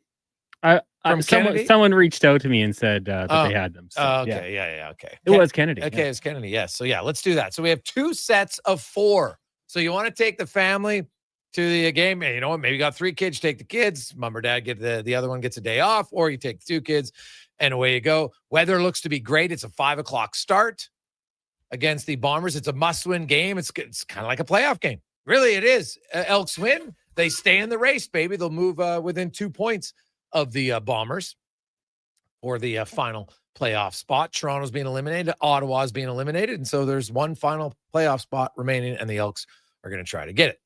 833-401-1440, 833-401-1440. Text us there in our email inbox. Just text in family pack with your name and your email, and away you go. 833-401-1440. It is the Gregor Show, is always brought to you by PlayAlberta.ca, where you can get in the game, use the promo code Gregor50, and you make a $50 deposit, they'll match it with Gregor50. So it's a 2-for-1 deal at PlayAlberta.ca. As Terry Ryan is back with us, and TR, it's interesting. Oilers fans are pretty fired up about the Stuart Skinner goal, and rightfully so. Like, that's the Oilers made a lot of bad plays in the game, but that's the worst one. And it's early in a third period. And so I get that there's pressure on. And, Stuart Skinner, actually, I like how he tracked the puck. I liked his movement. I really liked the save he made on the power play late in the third period. And then again to start overtime, you're like, hey, got across, made it look easy. That part's all good. But it just seems at times like there's just a mental focus thing. And if you want to go to the next level, you have to eliminate the big mental lapses. Yeah, I know it. Like, but with so much criticism because of the same sort of things last year, and I know any Oilers player that makes a bonehead move, and we all do it, we've all done it, every player does it, but there's certain people that, because of recent history, they might have to spotlight them on a little bit. That's why I said earlier, it was a terrible optic for the first game of the year. But it's a mistake. People make mistakes, and not all of them are so blatant and magnified. But in this particular case, and I've always picked up for Skinner, and I still am picking up for Skinner. I think it seems like that goal was just a mental lapse, a bit of an outlier, but he doesn't have much runway here. Like there's not a whole lot of leash here. And I'm just saying that as a fan, but I'm thinking from fans, brass, teammates, because of the criticisms that have come his way. When you can look at the history of any successful goalie, obviously there's going to be peaks and valleys, but generally, good goalies who have their head on their shoulders tend to be rather consistent, at least when it comes to those bonehead kind of plays, okay? And I say bonehead, it was a bonehead play. I mean, that's what it is. So, like I said, I'm still behind him. I'm still confident he can get the job done, but I don't know how many more times we can see a goal like that and not be hovering around. I'm not going to say the panic button, but definitely the let's move on button. And I hope that doesn't happen, because he's generally seems like a good teammate, and he does seem to be fairly strong mentally. But that'll, you just can't be doing that too often. And once that becomes even remotely consistent, I think you just got to start looking elsewhere. Jake Wallman moved to IR this week. Now that's easy, just, because he wasn't going to play on Saturday anyway. So you move him to IR. It's retroactive. So he's out a week. It gives him a few extra days to make a decision on, who's going to have to come off the roster, right? That's what it does. But somebody's going to have to come out of the lineup for the next game. So there is that decision by the head coach. But any concern at all, like Jake Wallman, it's early in the year. I've heard core issue that, like core issues can last a long time, TR. And I get that you got to be ultra cautious with it. But, this was supposed to be, hey, we think he's going to be ready for game one. Now he's not ready for game one. Now he's not ready for game two. We saw this a little bit last year. When does it become an issue for you? How long and how many games does he miss before you're like, okay, this is a bigger problem than we think? Well, of the times of the year, the biggest, I would think the most games and the most time would probably be given now, because you're at the beginning of the season. And of course, 2 points are 2 points. And at the end of the year, whether you're struggling to make the playoffs or whether you want first place, these points do count. Mm-hmm. But the orders are deep in the first place. I'm not saying it's a great thing, but if this is March or something, I'm thinking, okay, like we got to make a move here.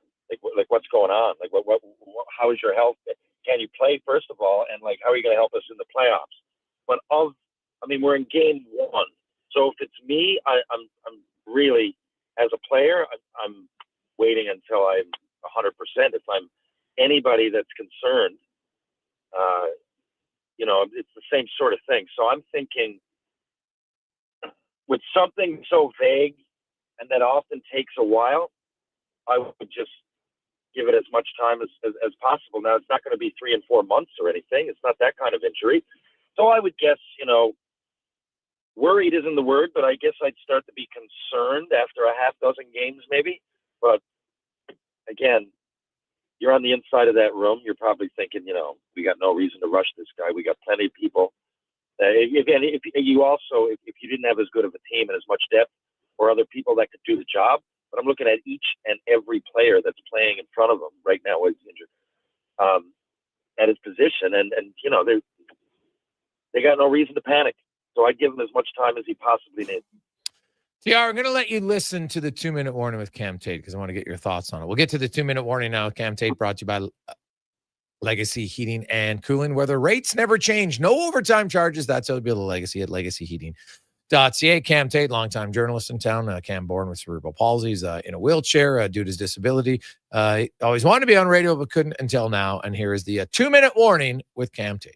This next broadcast experience is heavy and heavy with numbers. Heavy, you understand. Starting with the University of British Columbia, Okanagan. 3333 University Way, Kelowna, BC. The campus that produced a research paper with a puck-rattling conclusion about National Hockey League players who lace up for their hometown teams. Got that there, Gregor? Hometown teams. Now, smoke on this. $264,000. Yes. 264 grand, Connor Halley. That's the quantified windfall of fan engagement, loyalty, and raw turnstile magic when the hometown kid pulls on the jersey. Numbers don't lie, but they do sing. And these ones croon like a choir of cash registers echoing through the concourse on game night. Well now, the professors at UBC Okanagan have pinned numbers to an old prairie hunch. A hometown player is worth more than a line on the roster. Their study shows he draws 12,000 extra fans per game. Think back to St. Albert's own Mark Messier strapping on the Oiler crest. He wasn't just another forward. He was the roar of Edmonton, the embodiment of Alberta grit, skating straight from the backyard rinks to the big lights. Enter the name Stuart Skinner, the Sherwood Park goaltender, whose story until now has been one of steady rise and quiet resolve. Let a puck slip by. A third goal he could have stopped in his sleep, but now lingers as a nightmare. It opened the door to a Calgary Flames comeback, a 4-3 loss, and the consternation of a fan base that wears its heart and its doubts on its sleeves. Do we call it one play, one mistake, costly yet forgivable? Or do we begin to question from the very first game, opening night? 22,000 fans at an average of $140 a ticket makes for a question. A $264,000 a game question. 2-minute warning. Weekdays. Gregor, Halley, Tate. Sports 1440. What do you think, TR, on the local boy, the importance of it, but also the pressure of it?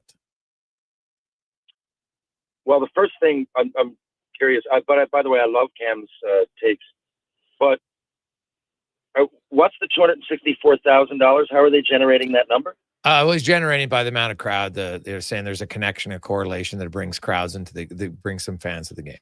That's based on their study. Because they pay but for their it. study going to take into account that they're going to sell out anyway? Like, what do you mean? Yeah, hey, he's just quoting what they are. They're saying that when you have a local guy and historically it leads to more ticket sales. It's basically what they're saying. Okay, so I leave some more. Those numbers I don't quite get or even believe, to be honest with you. It just doesn't make sense. Mark Messier brought 12,000 fans in. What are you talking about? It would have sold out anyway. Now, but what I am going to do, because I think that's kind of irrelevant to what I'm going to say and what you're kind of asking me. I do think the hometown guy matters a lot. I really do. If you're think about it, Edmonton is a bigger city in Canada, but it's the kind of place that people tend to be, what's the word? Not blue collar, but they talk like a lot of the Oilers are glue that brings together the whole place. Now you get local guys playing for the Oilers, or again, this example goes throughout the league and throughout sports almost. But think about it, a place in Edmonton. A lot of people in Edmonton right now could tell me the top 5 or 6 players, say U15 in, I don't know, Spruce Grove, Sherwood Park, wherever, right? Wherever, the whole city of Edmonton. I mean, I went out to Cornell when I was 14 and I heard about guys over there, Lankow and Surrey and Chris Dingman and Ryan Smith. I heard about the guys from Alberta. I knew exactly who was at the top of the list now. So that scuttlebutt is created. It's one thing right now for me to get up, go down, talk about the Jays or whatever as a great, concerned, nation-loving, baseball pride-loving fan that's just so enamored with it. But I don't really have a connection other than kind of knowing Davis Schneider. I don't, we cheer because it's Canada. But when you got a horse in the race, it brings the community together even more, I think. Little things can do that. Like a Connor McDavid taking a cut like that, huge, right? Everybody in the community is like, and then he becomes part of the community that way, like a stronger part. He's doing something for us here, guys. But when you're actually from there, I'm telling you, you can ask any player, ask even Mitch Marner. If it didn't go sideways out in Toronto because of other reasons, I mean, I'm sure he loved playing for his hometown. People in Toronto, I mean, I've been there a lot the last 5 or 6 years. I mean, my whole life, the last 5 or 6 years, I've been there almost half the year. And generally, even people criticize, they like, especially people that played minor hockey with and against Mitch, they speak about him very proudly. And as much as you might get criticisms in Leafs Nation, you know, you're at that game, and everybody in the building knew that Mitch, and there's others, but I'm just using that as an example, was from there. They were generally proud of it. So as much criticism as a guy like Stuart Skinner gets, and he gets, but I'm also of the, hopefully it's an outlier and it's forgivable, right? And outside of, if I knew nothing about last year or the year before, I would definitely look at last night and say, that's a great goalie, and that's just a forgivable little outlying mistake that he made, right? But there is a little bit more to it because of what we know. But as far as being from hometown, I mean, I really don't want to get personal with it.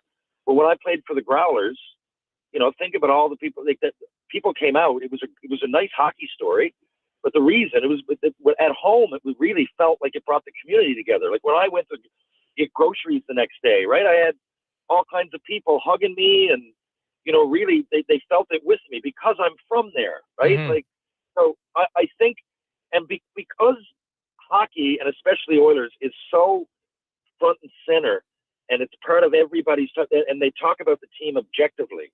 But really, if you talk to people that are in and around Sherwood Park, or people that grew up with or played against Stuart Skinner, I mean, I'm out there a lot. They're generally very, very proud, and they want to see him succeed. So I do think there's a lot of truth in when you have, I don't know about those money numbers. You could argue that 1,000 different ways, but what I do know is that it definitely makes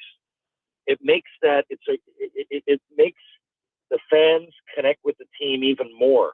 However many locals or even Albertans that you would have on the Oilers, you know, it really adds a spark. And every time I'm out there, you know, I don't go through a period in Oilers Nation without hearing about all the players that are from Edmonton, and you know how proud people are. Edmonton is a great hockey player. I mean, one of the most hockey-centric places in the world. Generally, they're very proud of their own. And I just think there's so much noise and criticism around every play now because of Instagram and everything's so good that you generally hear. It's like the news every night, man. You hear more negativity. There's a lot of good things happen. Yeah. Right. So it's kind of akin to that to me. Yeah, that part would be fair, right? You throw in Matt Savoy, you throw in, because there was 3 local, it kind of was not lost to me watching the player introductions. And they're like, from Edmonton, Stuart Skinner, from Sherwood Park, Matt Savoy, or St. Albert, from Stony Plain, Brett Kulak, and even from Canmore, Alberta, Noah Philp. And I'm just like, geez, you know what, like that, I'm sure it does resonate for some, no question. I also think there's others, though, who are like, I don't care that he's a local boy. He's got to play better. And so, you know, sometimes there's a tendency to want to eat your own. There's a little bit of that, depends on who the person is. I will say in Stuart Skinner's case, he's just at the point now where like every time he has a goal, people don't like that. They're going to, because they're just waiting for it now. They're just waiting to say, ha, see, there's another bad goal, thinking like he's the only goalie in the NHL who lets in a bad goal. But it can't happen every third game, right? If it's every 8th or 9th game, that's just normal. Because I can tell you, I could show you video of Hellebuck. I could show you video of Vasilevsky. They're all going to let in a goal you don't like, right? But when it's opening night in a 3-2 game, and it's a play that's not even that difficult to make, I can understand why there's frustration. Because unfortunately, you got to make that play. Just put the puck in the corner. Like, it's very simple on what to do there. This was not a technical thing. And that's why I looked at last night and I was like, geez, I actually think Stuart Skinner's moving pretty well here. His post coverage was good. He got across on that one time or on the power play a few times. I'm like, hey, that's pretty good. But then there's that play. And unfortunately, then there's that play has been somewhat of a trend in his career that he has to get rid of. He just does. Yeah, and so like I said, I couldn't see the game, but I was following along on Twitter. And if you look up until that, a lot of people were really praising his game. Yes, no, he had played fine up until that point. I totally agree. Yeah, exactly. So you hope, right? And there's all kinds. The other thing is, we're the furthest possible point away from when this becomes a major issue and there's a deadline or anything like that. And the Oilers are going to win. I mean, unless something absurd happens, the Oilers are going to be in a comfortable position anyway, and I just think they have time to think about it. And it's funny, after all this time, right, you're right, that inconsistency does come up a lot, but you don't know and I don't know, and we watch every single game for the most part. We're as dialed in as anybody, and if we don't know, then I'm sure the Oilers are just saying, okay, you know what, like, it started terribly. That's awful that happens. It's a terrible optic, but we do have time. He's a good goalie, hopefully a great goalie. and let's see what happens. But like I said, what it really did, unfortunately, for Stu Skinner is really, really, really shorten that leash. Yes. You know, like now he has no room for any one of those for a long time, and for a good reason, really. I mean, we all love the hometown guy, and I'm a player's guy, and I really, really, I like everything about Stuart Skinner. I really do.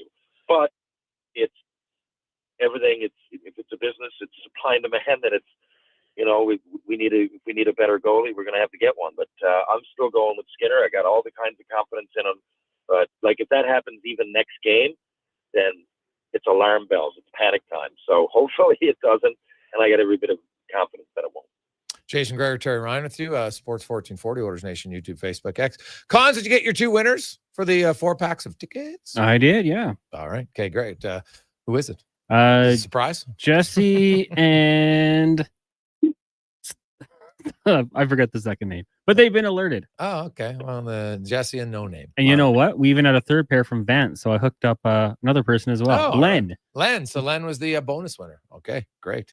We'll take a quick break. We'll return. Find out more about Jack Roslovich. What should you expect from him next on The Gregor Show, presented by PlayAlberta.ca.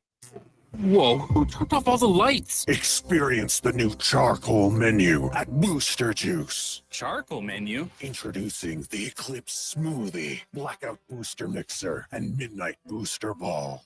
Where's that voice coming from? Dark and delicious, made with activated charcoal. Can we please turn the lights back on? Sorry, I'm just excited about the new charcoal menu. Wow, that is good. Right?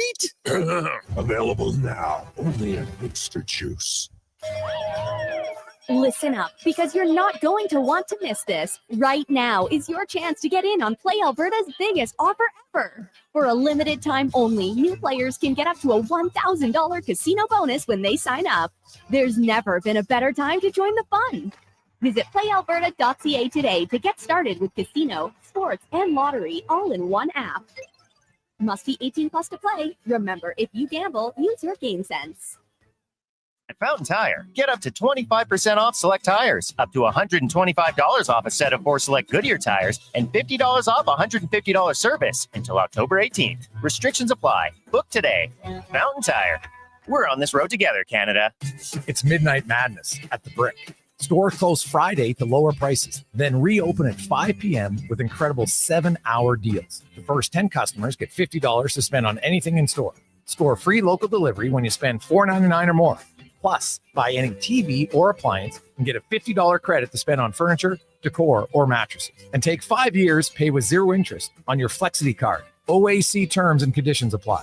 See in-store for details and exclusions. The Brick, saving you more. Fall in the savings at Wolf GMC Buick. For a very limited time, get 0% on every 2025 Buick and GMC, including the all-new Buick Envista, the Encore, Envision, and Enclave. For the GMCs, 0% on 2025s like the Sierra Half-Ton, Sierra HD, even the Yukons. Get 0% on all 2025s. Plus, get up to 84 months on the GMC Sierra Half-Ton Crew Cab. But like the Leaves, these deals won't last long. Get into Wolf GMC Buick now. Wolf GMC Buick. We're making it easy. Edmonton Elks Campus Clash is back, presented by Innova. October 11th versus the Winnipeg Blue Bombers, featuring $18 student tickets, food and drink specials, after party at Auburn's Ice District, and you could win a trip to Cancun. Tickets at goelks.com.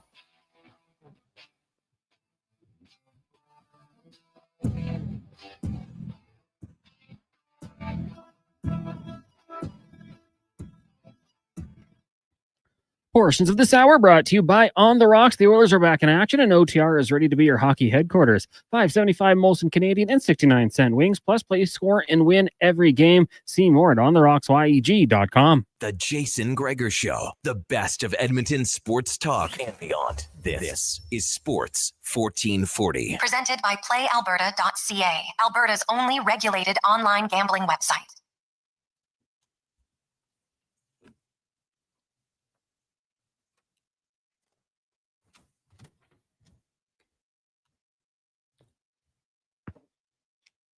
Oh, buddy.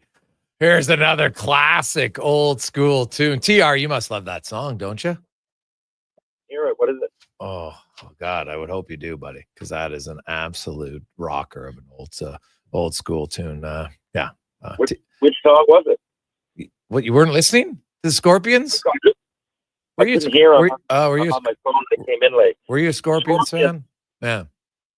I was on stage with the Scorpions in Sierre, Switzerland, in only my underwear. That's a story for the next Ryan's Rant. Rock You Like a Hurricane. Oh, buddy, that's an unreal song. Totally. Yeah. Early morning, the sun comes out. Let's do it. Oh, fantastic. Gee, I was on. Hey, Tiara, what do you think of? Wow, here's a true story. He's on stage with no clothes on. Shocking. So, yeah, we'll look forward to that for the next show. Let's get to row. Oh, my God. Was that in your book? I don't recall reading it in your book. No, I probably should have been. It's worthy. You never put it in there. Oh, well, there you go. Well, I will explain all this on Tuesday. Maybe I'll have another book coming out. There you go. Good episode. Chapters I Forgot by Terry Ryan. Now, let's go around the NHL. It is the Gregor Show presented by PlayAlberta.ca. Around the NHL is always brought to you by McDonald's. It's back. Your favorite game. McDonald's and the Monopoly Double Play is back. You can peel on the pack and then peel in the app for an extra chance to win. Get ready to peel like a winner. Only at McDonald's until November 28th. Actually, it's not a bad line. Peel like a winner. Well, the Oilers, were they a winner? It's interesting. Not every year, but every few years, there seems to be a player that a lot of people think is going to get a little bit more. Maybe him and his agent think they're going to a little bit more. And then all of a sudden, the spots on the train, they fill up. And you're looking around and you're like, what? I don't have any place to sit.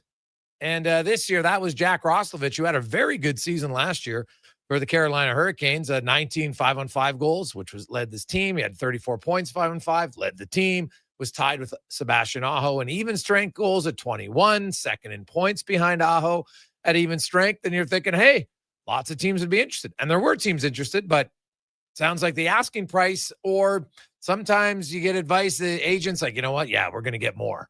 And it doesn't always work. And he's not the first one. I can tell. Well, I told you the Vinny Desharnais story. I know that they turned down a 4-year deal at $2 million a year from Edmonton because their agent at the time thought they'd get more. Didn't get more. Got a shorter term. So it happens. Corey Laviolette, beat reporter for the Hurricanes, joins us. Corey, thanks for coming back on the show. Give me your thoughts on Jack Roslovic and what he did best last year for the Hurricanes. Hey, Jason, thanks for having me. Yeah, first off, I'm fully clothed. You'll be happy to know. So okay, good. You don't have to worry about that. Yeah, he actually got up to a really, really good start. He finished pretty much all of his chances in the first, few weeks of the season. And really, people got pretty enamored with him. And then it just kind of fell off from there. He wasn't very effective, I would say, after that. And he can be a little bit of a frustrating player, in my opinion, to watch because there's unless he's scoring, it doesn't feel like there's a whole lot there. It's not that he's, loafing it around the ice and things like that. But, especially a system like Rod Brindamore's where, he wants players in on the forecheck and in hard. And to me, it left me wanting a little bit most of the time.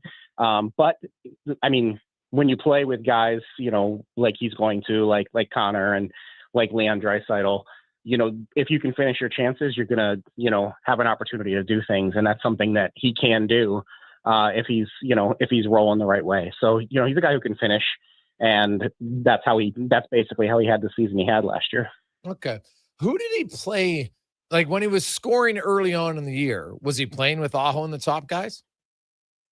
Yeah. So he started the season with Aho and Jarvis and eventually moved down the lineup a bit. And then he's not the kind of guy who creates a whole lot on his own, I would say. Right. So, I mean, if you want to give him that ice time to play, 18 minutes a night or 15 minutes a night at even strength or whatever, you can do that. And he's capable of finishing. I would say the knock is can he create opportunities on his own? And I didn't see a whole lot of that.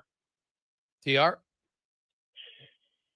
Corey, wondering, I hear Sebastian Aho, Jarvis, and Ehlers are playing together. I could be wrong, but if this is true, how did they look in camp, and were you impressed? Yeah, I mean, I think, it's going to be a work in progress, I would say. It's not the biggest line in the world. I think we can all agree on that. Anytime I've, I've mentioned that to Rod Brindamore. He kind of points to Tampa Bay and he says, hey, Braden Point, Nikita Kucherov, and Jake Gensel aren't exactly trees out there. They only played 2 preseason games, so you don't see a lot in those games, especially, you're kind of playing weird disjointed minutes against, maybe guys who are beneath playing against, but it seemed like it started to click a little better as the camp wore on and as you started to see more. But, tonight's really the first test, right? You got to see how everyone fits together and they'll have to build toward it, I think. But certainly, I don't think the Hurricanes have had anybody who can skate like Ehlers other than Natchez for a while. He's a fantastic skater, and I think he's a deceptive skater too. So he has that ability to come up the wing and surprise defensemen, I think, sometimes with how quick he can kind of turn a corner and get to the net. I noticed not every fourth line in the league has a couple of top 5 picks on it. And again, I'm assuming, but everything I've seen in camp, I've seen Taylor Hall play with Kotkaniemi and Robinson on line 4. Now, do you think depth would be, and are they deeper this year? I mean, doesn't mean they're playing well, but I noticed that, and it seems that, I mean, the Hurricanes have always been known for their depth, but what do you think this year? Are they deeper than they finished last year? Yeah, I think so for sure. I think, the big thing is, even before the Ehlers signing, they were loaded at the wings, right? You've got Jarvis, you've got Blake, you've got Stankoven, you got Svechnikov, and, you got Taylor Hall. You look at all these guys on the wings they have, and you're like, man, where do you fit them all? Well, the solution was they're going to try Logan Stankoven in the middle. But there's still, a huge glut of forwards. So that fourth line does not look like a fourth line, right? I mean, I don't think anybody's, head over heels with how the Jesperi Kotkaniemi signing has worked. At the same time, I don't think, he's been bad or anything. It's just, when you trade for a guy, you hope maybe he becomes your second line center, and he doesn't. There's really nowhere else for him to go here, right? Jordan Staal is going to be your third line center as long as he wants to be. I mean, that line will, with Jordan Martinook and William Carrier are going to grind down other teams' top lines, night after night after night. So because of that, you end up with this fourth line that's, pretty stacked, right? Robinson had a good year last year, a career year. They re-signed him. Taylor Hall comes over, he re-signs. So, I think I'll be interested to see how that progresses throughout the year, because if you're Taylor Hall, you're a former Hart Trophy winner, you're former first overall pick, how do you handle, maybe only playing 10 minutes a night? He will be on the second power play unit still, so he'll get that time. And but you'd also figure maybe he's at that point in his career where it's all about winning, right? Do whatever's best for the team. And, injuries will happen. Things will get changed up. He did spend a little bit of time with Blake and Stankoven on that second line. But I think that's Svechnikov's spot for the most part. So we'll see how that hashes out. When you look at this Hurricane, they really revamped their defense, right? Burns is out, Orlov's out. They bring in Keandre Miller. That's a pretty big addition. Now, Young Morrow went out with that. How was the defense? How much of a factor were Burns and Orlov, do you think, in their struggles in the round, or is that an easy out to just blame them? No, I mean, I don't think that either of that. I think Orlov had a tough time in the playoffs a little bit. Brent Burns is 40 years old, so he's not going to be the player he was 10 years ago, 7 years ago, whatever. But this is the second straight year they've done this, right? They lost Pesce and Shea the year before that.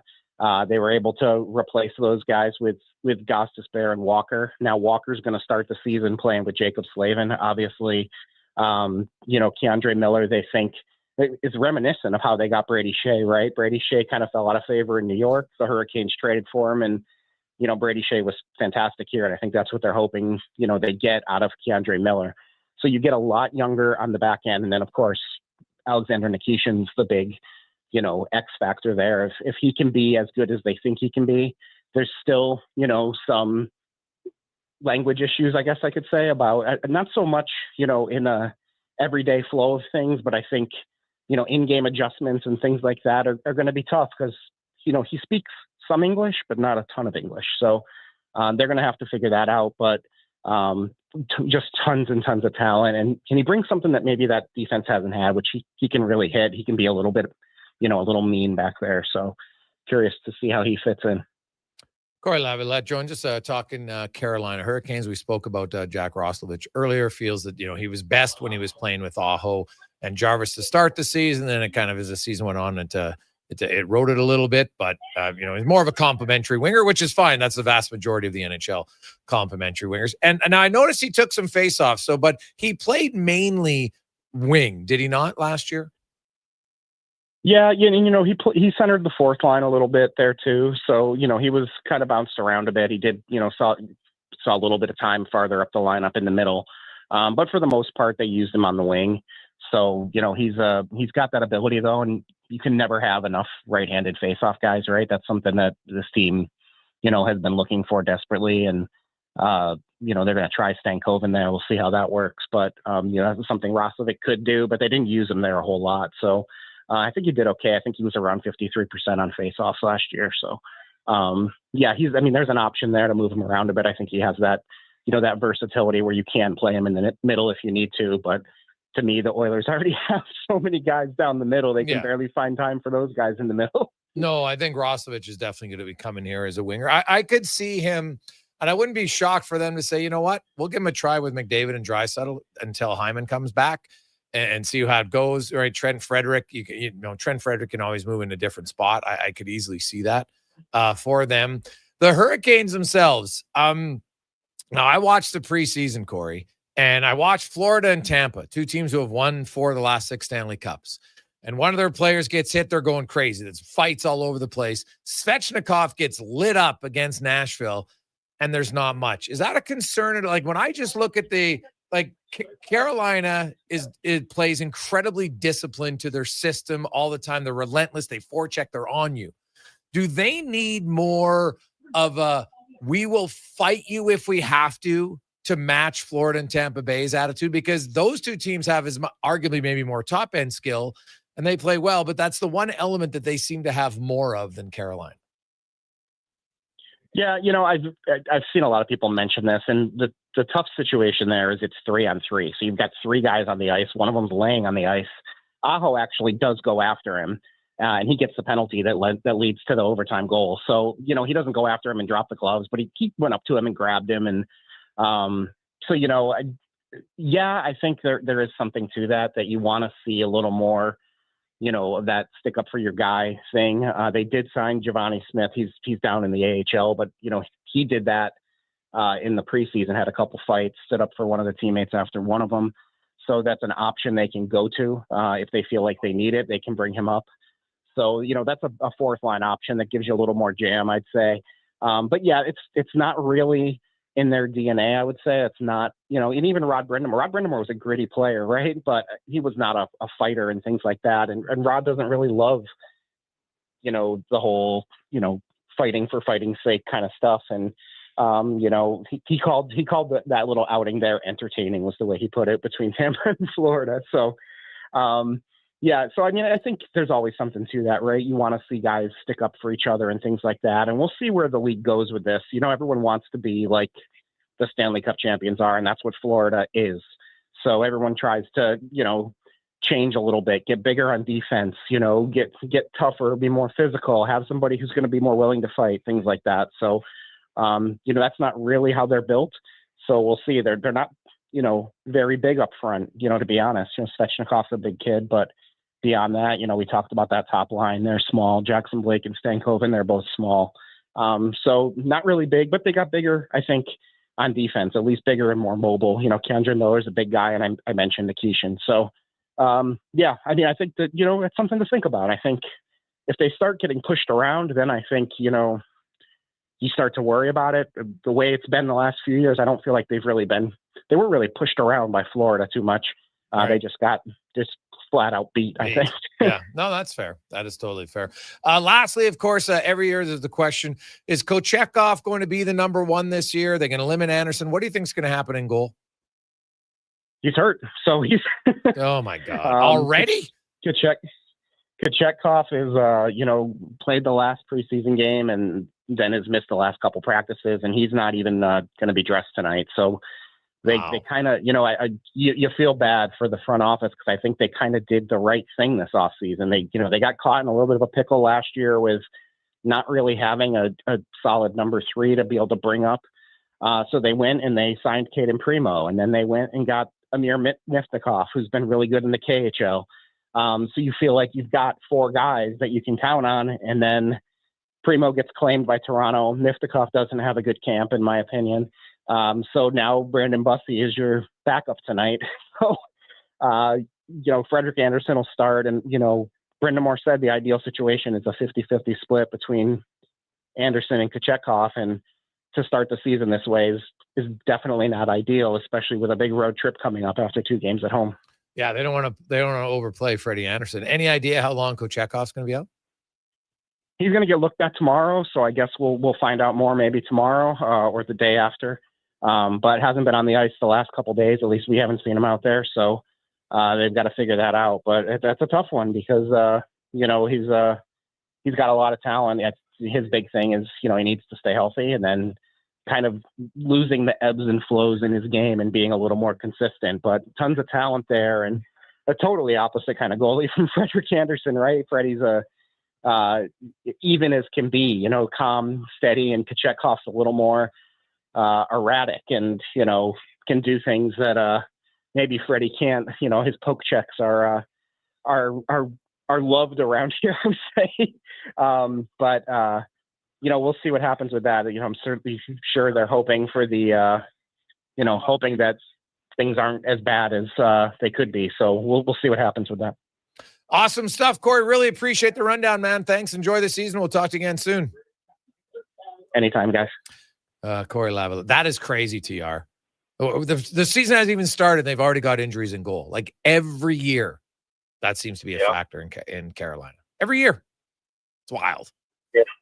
And so unfortunate, it's needless to say, but the goalie, it's like so important that you get off to that good start, like at least between the pipes, and it's such a big part. It's one thing to deal with here and there, but it seems like that happens a lot in Carolina.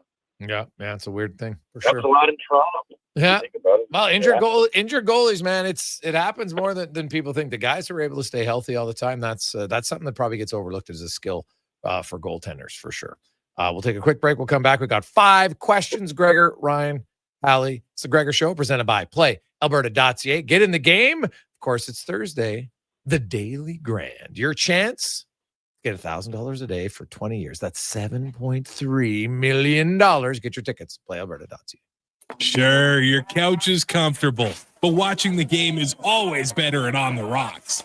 With crystal clear TVs, you won't miss a single play, and the specials are a major league win. Pre-game warm-up starts with specials 30 minutes before the puck drops. Get 69-cent wings and $5.75 Molson Canadian and Coors Light drafts, and play score and win every game for your chance to win big. Be part of the action this hockey season. See the menu online at ontherocksyeg.com. I'm Colin Livingston, president of Cantork. Since 2016, we've been at the forefront of hydraulic torque wrenches in Canada. I'm delighted to share our latest venture, in-house production for quicker turnaround, superior quality, and heightened versatility. Experience excellence at Cantork.com. Edmonton's go-to station for all things sports is Sports 1440. From Low Tide to Kevin Carriott and Jason Gregor, we deliver the latest on your favorite teams. Tune in 24 hours a day, 7 days a week to Sports 1440. Legacy Heating and Cooling is sounding the call. Don't struggle through winter with a furnace you can't trust. For maintenance before winter strikes, Call Legacy. Call Legacy. for furnace tune-ups and repairs to give peace of mind. Or to scrap your old furnace for a brand new high-efficiency one. Call Legacy. Call Legacy. And with no payments, no interest for 1 year on your new furnace, it's gotta be Legacy Heating and Cooling. Hi, Mike here from Northgate Chevrolet Buick GMC. I'm super excited to tell you today that we have fed over 250 families so far with our Feed 500 Families event. With that said, we are still short of our goal. We have decided to continue this on through to the end of October. With your help and your support, we can get this done. Please stop in and see us today, 13215 97th Street, or visit us online at northgategm.com. Planning your next event? Let Loca Quality Market cater. From made-to-order meals to gourmet platters to full chef tasting experiences, they make entertaining effortless. Visit loca.ca to start planning today. Looking at the Alberta weather forecast, wild, unpredictable, brutally tough. When the weather turns tough, Titan Supply doesn't back down. Titan Supply has been protecting workers from conditions like this for 50 years. We stand tall with you against the elements with the industry's best rigging, hauling, and lifting products to get you home safe. Tire chains, wire rope, round slings, chain slings, and a whole lot more. Titan Supply in Edmonton, Grand Prairie, Red Deer, and Calgary. Online at titansupply.ca. Lift, dig, haul.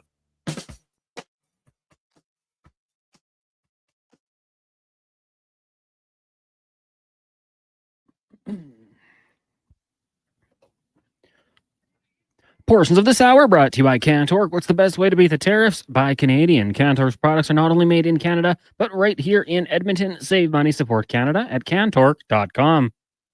From puck drop to kickoff, it's the Jason Gregor Show on Sports 1440. Presented by PlayAlberta.ca, Alberta's only regulated online gambling website.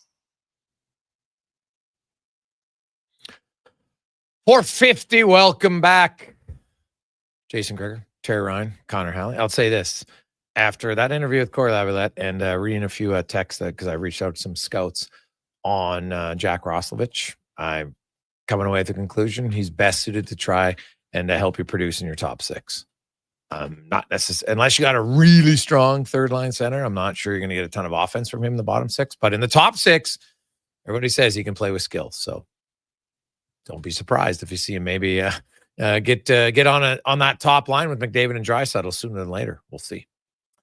Let's get to 5 questions brought to you by The Brick. So tomorrow, The Brick is closing down during the day. And then at 5 o'clock, they open up for 7 hours of madness, midnight madness, where you can get great savings, 50% off mattresses. First people in the store, 10 people in each store, you're getting $50 GCs to use and more. So goes tomorrow night at The Brick from 5 until midnight.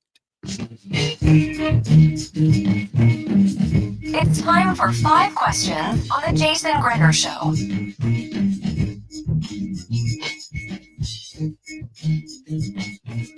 All right, guys, question number 1 for you today. What was the biggest takeaway, good or bad, in the Oilers' loss to the Flames last night? The biggest takeaways, I'm not going to say the Skinner thing. Let's get off for a little bit. Support him. Well, I didn't see the whole game. I just saw the highlights. But I thought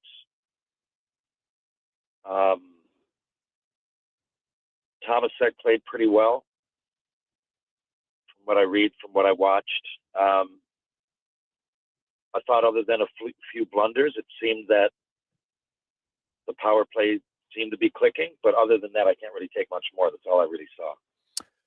I guess my takeaway would be that there's still a lot of time to learn. The Oilers were up 3-0. They completely took their foot off the gas. And then they just made some big mental mistakes, not just a goalie, a few other ones that led to getting Calgary back in the game. And I know it's game 1, so you got 81 games. So you'd rather do that now than do it in the playoffs because you have runway to learn.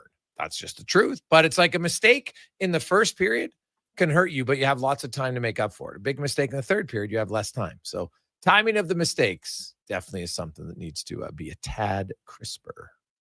Question number 2. Who would you rather see the Jays play and why? Mariners or Tigers? I'm going to say, I'm going to say the Tigers now because their best pitcher won't get to play until game 3. So that's why I will take the Tigers. TR? Sorry, what was the question again? Just between the Mariners and the Tigers, who would you rather see the Jays play and why? Sorry about that. I'm in a parking lot. There's an alarm going off. I couldn't hear. So who would I rather? I'd rather the Tigers for that reason, because their best pitcher, who's an ace, and you could argue is the best pitcher in the series, is only going to be able to get in, not going to be able to get in until a few games into the series, whereas normally he would start. The Jays are going to be rested.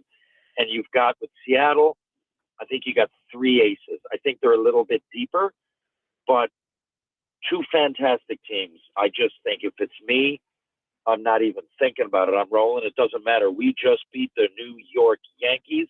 We're the Jays. They're going to have to worry about us. But like I said, if I'm having to pick, I'd pick the Tigers.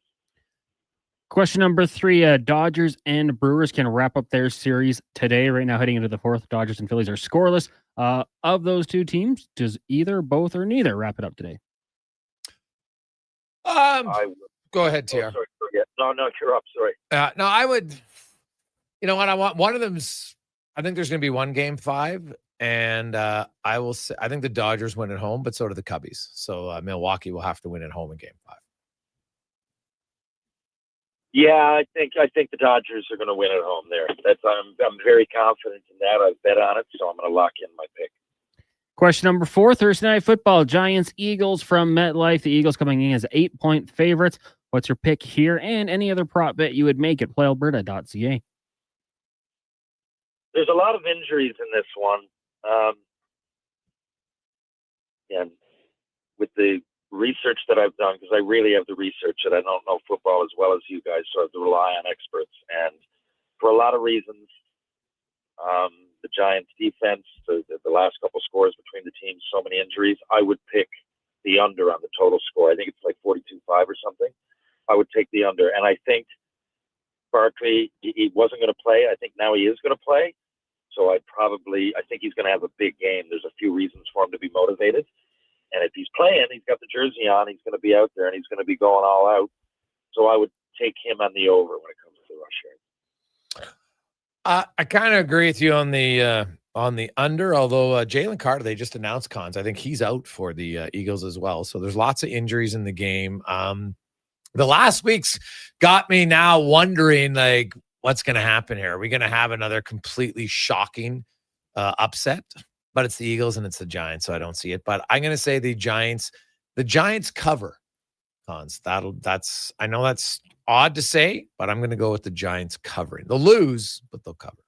Yeah, they get Tracy back in the lineup, but no Slayton. They're already down Malik Neighbors, so that'll be tough. Final question for you guys. On this day in 1992, Under Siege debuted with Steven Seagal. So when it comes to your go-to movies, I'm talking action and movies you just turn your brain off and enjoy. What comes to mind? Well, I want to go first, TR, because to me, it's a no-brainer. You put the Bourne on, I don't care if it's the Supremacy, the Identity, I don't care which one. I will watch Bourne all day long. I love it. It doesn't matter where. If I'm switching channels and Bourne's on, I'm watching it. I absolutely love it all day, every day. It's my best action movies for sure. For me, I love the Mission Impossible movies. I like the James Bond movies. And if you're going to go with one standalone, I'm going way back, but I'm just going to try to, because a lot of people listen to this and, they're probably going to, they've seen Indiana Jones and Star Wars and all those, which would be some of my favorites. But I just watched a movie from the 70s with Steve McQueen called Bullet. And yeah. I absolutely loved it. I'd heard about it, and I'd heard he was into cars, and there's some great chases. This thing stands up still, and it's not talked about much, so there you go. There's my outside Bullet. pick. Ooh, all right.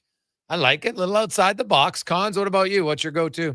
A couple for me, because I always think, like, I love those movies. You put them on, you put your phone down, and then the movie just flies by. You're like, oh, was that an hour movie? No, 2 hours. You don't even think about it. You're just loving it. So John Wick, essentially any of the John Wick movies.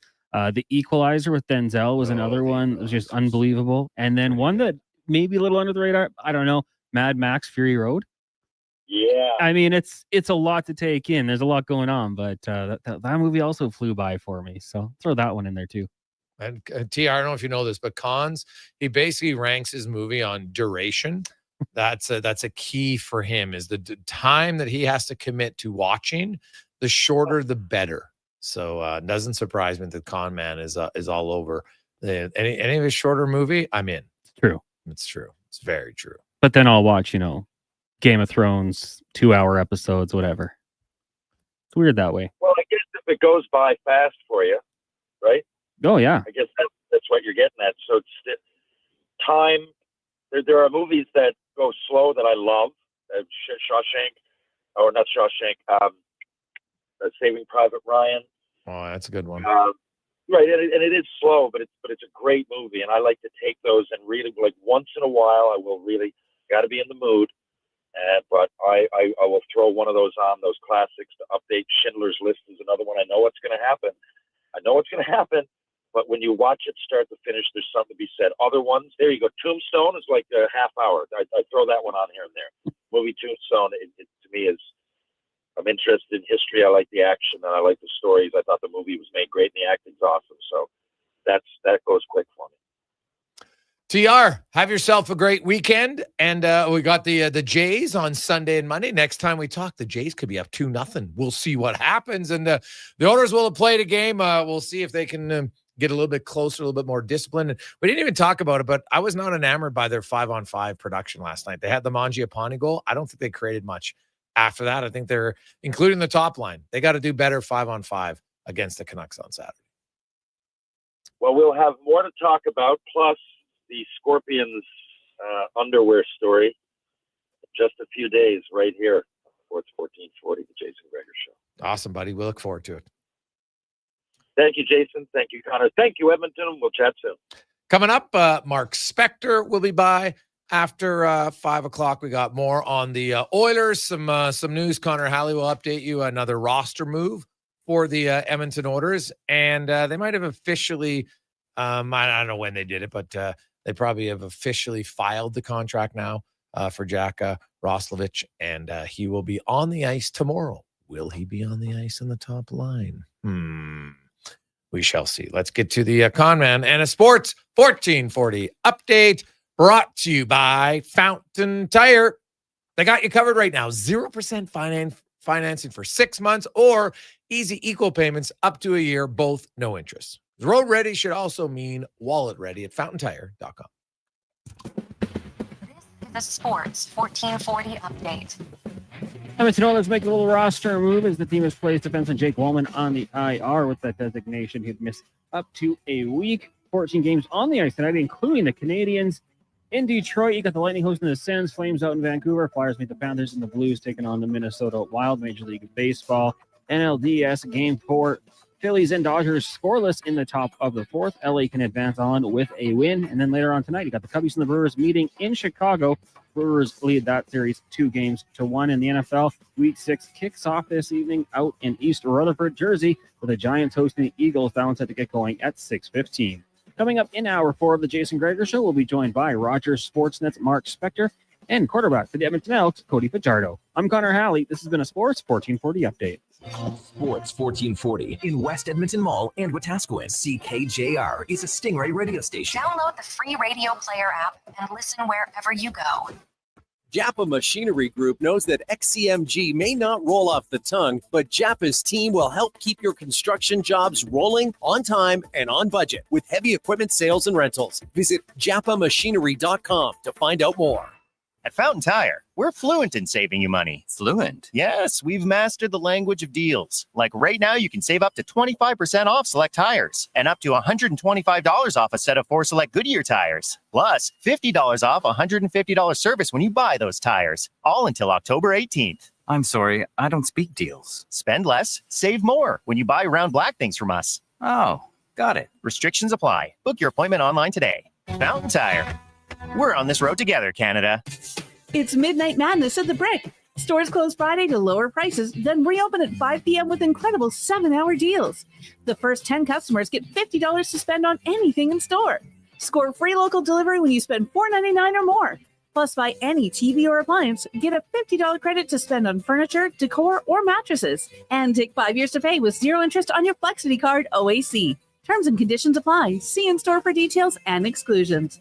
The Brick, saving you more. Monopoly Double Play is back at McDonald's. So let's practice winning. You just won 25 grand. And go. Yes! I said 25 grand. That's what I'm talking about! Yeah! Much better. Okay, now you just won a brand new Chevrolet Corvette. I think she just fainted. Impressive. Feel like a winner on pack and in-app. Monopoly Double Play is back. While supplies last, 1 in 5 chances to win game piece prizes at outset. Chances to win draw prizes depend on number of entries in each draw. Cash prizes payable by e-transfer. See rules in app. Is your company drowning in paperwork and administrative tasks? Do you need more data to make better decisions? Nectar.io is your company's all-in-one solution for fleet and materials management, safety, time cards, and GIS-based project management. Now is the time to capture and transform field, site, and shop data into boardroom-level business intelligence, all with one login. Visit Nectar.io to book a demo today. Nectar.io, your business made better. Think your credit's not good enough for a new ride? Think again. Go Auto's car loan calculator is here to help. No commitments, no credit hits, just real answers. You tell us a few things, and we'll show you what you can afford. Text credit to 780-777-7777. That's credit to 780 all sevens. Go Auto. We do the math, so you can do the driving. Is your company drowning in paperwork and administrative tasks? Do you need more data to make better decisions? Nectar.io is your company's all-in-one solution for fleet and materials management, safety, time cards, and GIS-based project management. Now is the time to capture and transform field, site, and shop data into boardroom-level business intelligence, all with one login. Visit Nectar.io to book a demo today. Nectar.io, your business made better.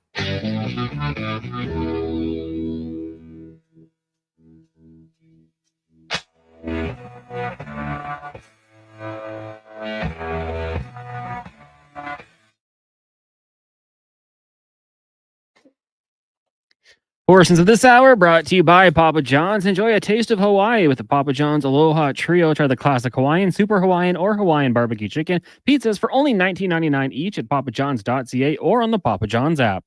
The Jason Gregor Show, the best of Edmonton sports talk and beyond. This is Sports 1440. Presented by PlayAlberta.ca, Alberta's only regulated online gambling website.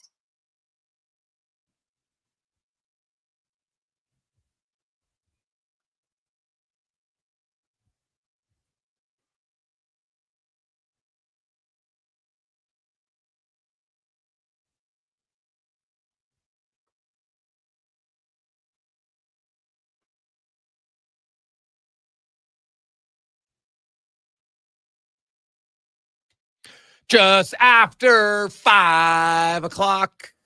It's the Jason Gregor Show, Sports 1440, sports1440.ca. We got a big announcement coming tomorrow on the station. I like it. A big announcement, but one that you'll actually be able to see. That's my hint. So it'll start in the morning show and run through all the afternoon, different times, and it's going to be fun. I think it's a perfect time to launch for the season. So that will be coming up tomorrow here on Sports 1440. Looking forward to it. Welcome back to the Gregor Show, presented by PlayAlberta.ca. Thursday, the Daily Grand. Get your tickets, PlayAlberta.ca. $1,000 a day for 20 years. Pretty darn good. That's $7.3 million. Now you can get a lump sum. It's kind of boring, but do it every day. Oh, you just wake up, even if you're in a bad mood. What happened? So I got a note on my phone. Oh, $1,000. Hello. Perfect. Check it out at PlayAlberta.ca. And so, we look forward to that partnership announcement tomorrow on the show. Be fun. Let's get to the spec report now, brought to you by GS Construction, your underground infrastructure specialists. They specialize not only in all that, but also being a fantastic company. They just moved into a new location, so congratulations to them. Opportunity to service you even better. GS Construction, as Mark Spector from Rogers Sportsnet joins us now. Spec, how you doing? It was a big celebration for many people yesterday as the Toronto Blue Jays punched their ticket to the ALCS with one of the best performances when we think of a bullpen start than you can imagine. 8 different pitchers. They only gave up 2 runs, got lots of timely outs, and now they move on. It's funny how the manager Schneider went from being the biggest dummy in the world in game 3 to looking real smart after game 4. Like, I'll tell you what, this guy, Toronto wasn't even supposed to make the playoffs this year. He manages them to the best record in the American League. they're beating the Yankees, and all of a sudden he pulls Bieber in whatever that inning was, third inning, I think. Yeah. And he's an idiot. Like, oh my goodness. Anyway, the bullpen was outstanding. They got clutch hits from guys down the lineup. Ernie Clement, Lucas. They're doing what good teams do, man. They're getting it from this tonight. It was their bullpen and the guys down the lineup. Tomorrow it's their starter, and it's Guerrero. The next night it's two other guys. I mean, it's coming from everywhere right now for the Blue Jays. Oh yeah, it is. And hey, how about Ernie Clement, Spec? Unreal performance by him. Yeah, not enough heroic Ernies in our sporting world right now. So this guy's coming in right on cue. We need a good Ernie going on. No, he played, but he just came up with clutch hit after clutch hit, at key times, whether it was to start a rally, extend a rally. And I just thought, he was very good defensively as well. It was a big win for the Jays. And now your Cubbies got a win, so they're still alive. Yep. Taking on Milwaukee. Now it's the later game tonight, and we have the game going on right now between the no score actually in the fourth inning between the Dodgers and Philadelphia. But tomorrow we do have a game 5 for sure. Detroit, Seattle. You look at that. Detroit's going with their ace, and if they win, then their ace won't play in games 1 and 2 for the Jays. Like that's kind of the other advantage, right? Sometimes gets overlooked. You finish a series sooner, that allows you more rest. They didn't have to go to Gosman. They didn't have to go to Trey Savage, so they know who their number game 1 and 2 starters are going to be already. Yeah, that's huge advantage. You don't see Skubal till at least game 3. Yeah, and you get your best starters in game 1 and game 2. That at home, that's huge, and that's if you get Detroit. And you got to hope for. I mean, you probably, if you're the Jays, you're open for Detroit because of what we just talked about, and the fact you don't probably feel like flying 3 time zones. You'd probably rather just truck back and forth to Detroit. It's a quick little flight. It would be fun if it's Seattle, because we all know that, I mean, the people in Vancouver, they're kind of split. Lots of Jays fans, lots of Seattle fans out there, right? So it would be a fun dynamic, Blue Jays Seattle, but whatever it is, the Blue Jays, to my eye, the Blue Jays are going to be favored in the ALCS. You can beat the Yankees. You can beat anybody in the AL. So why not win that series and go to the World Series, huh? Hey, Spec, did you notice? Very quiet in Toronto, because had they lost to the Yankees, the format's terrible. They had the 2 most wins. They shouldn't be playing each other, right? It's a preset thing. One plays 4 and 5 automatically. And I'm like, no one ever complains about it when it works or when your team wins, right? You got to play good teams anyway. So beat the damn good teams. I hate when that's why I got to go 1 versus 8, best on best. I'm like, no, it isn't. It's not always that way. You hear hockey every year. You switch up 3 versus 6 and 4 versus 5 is basically the same as 2 versus 3 right now, 95% of the time. Everybody wants change. It's about to be daylight savings, and a bunch of people are going to bleed about that too, Jay. So get ready. Let's be honest. I get why it was made back in the Industrial Revolution, Spec, but we have what's called streetlights now. So I don't really think it's necessary like it used to be. Just saying. I don't think there's a real benefit to do it. Now, the Edmonton Oilers, man, they had their lights on for the first 30 minutes of that game, Spec, and then there was a power outage in the brain for quite a few guys. Obviously, Stu Skinner was one. We'll get to it, but I thought the Oilers, they went from controlling that game to Slotville rather quickly. Yeah, very immature, inexperienced effort by the Oilers. Like, they're supposed to be past this, right? These guys have played so many big games in the last 5 years. I mean, holy cow. Really? You get up 3-0 and you start mailing in your effort? Like, come on. They look like a team that's never played an important hockey game before. There's just no excuse. Everybody said it. Knobloch said it. Ryan Nugent-Hopkins said it. They just got sloppy. They got up 3-0 and they started playing like the game was in the bag and it was going to be points night or whatever it was going to be. But it was absolutely the opposite of a 60-minute effort. It was the kind of a game a team plays that doesn't know how to win. And the Oilers know how to win. They've been to 2 cups in a row. Yeah. So absolutely wasteful and immature and it looked like a team that hasn't made the playoffs in 8 years. Didn't love it at all. Their 5-on-5 play, Mangiapane had a great goal. But other than that, they didn't really, even when they were leading, they didn't generate a ton. Like other than the first 10 minutes, the Philp line was very good, Kapanen and Podkolzin, and they had a few chances. They just couldn't, they get close and then they couldn't get that final pass or anything to make it. But I actually liked them, especially in the first period. But their over 5-on-5 play didn't generate a ton of offense. Even the big dogs didn't do a whole bunch 5-on-5. Not really, no. And I mean, okay, it's the first game of the year. I'm not that worried about it. No. The recipe for Edmonton on a lot of nights is your power play gives you a lead, and then you just strangle the other team, and you wait for them to have to start to take chances to catch up to you. And that's maybe where you get some 5-on-5 chances and some 5-on-5 scoring. Like, I don't care where the goals come from. If the power play scores a couple and you're up 2-0, you get one, it's 3-zip.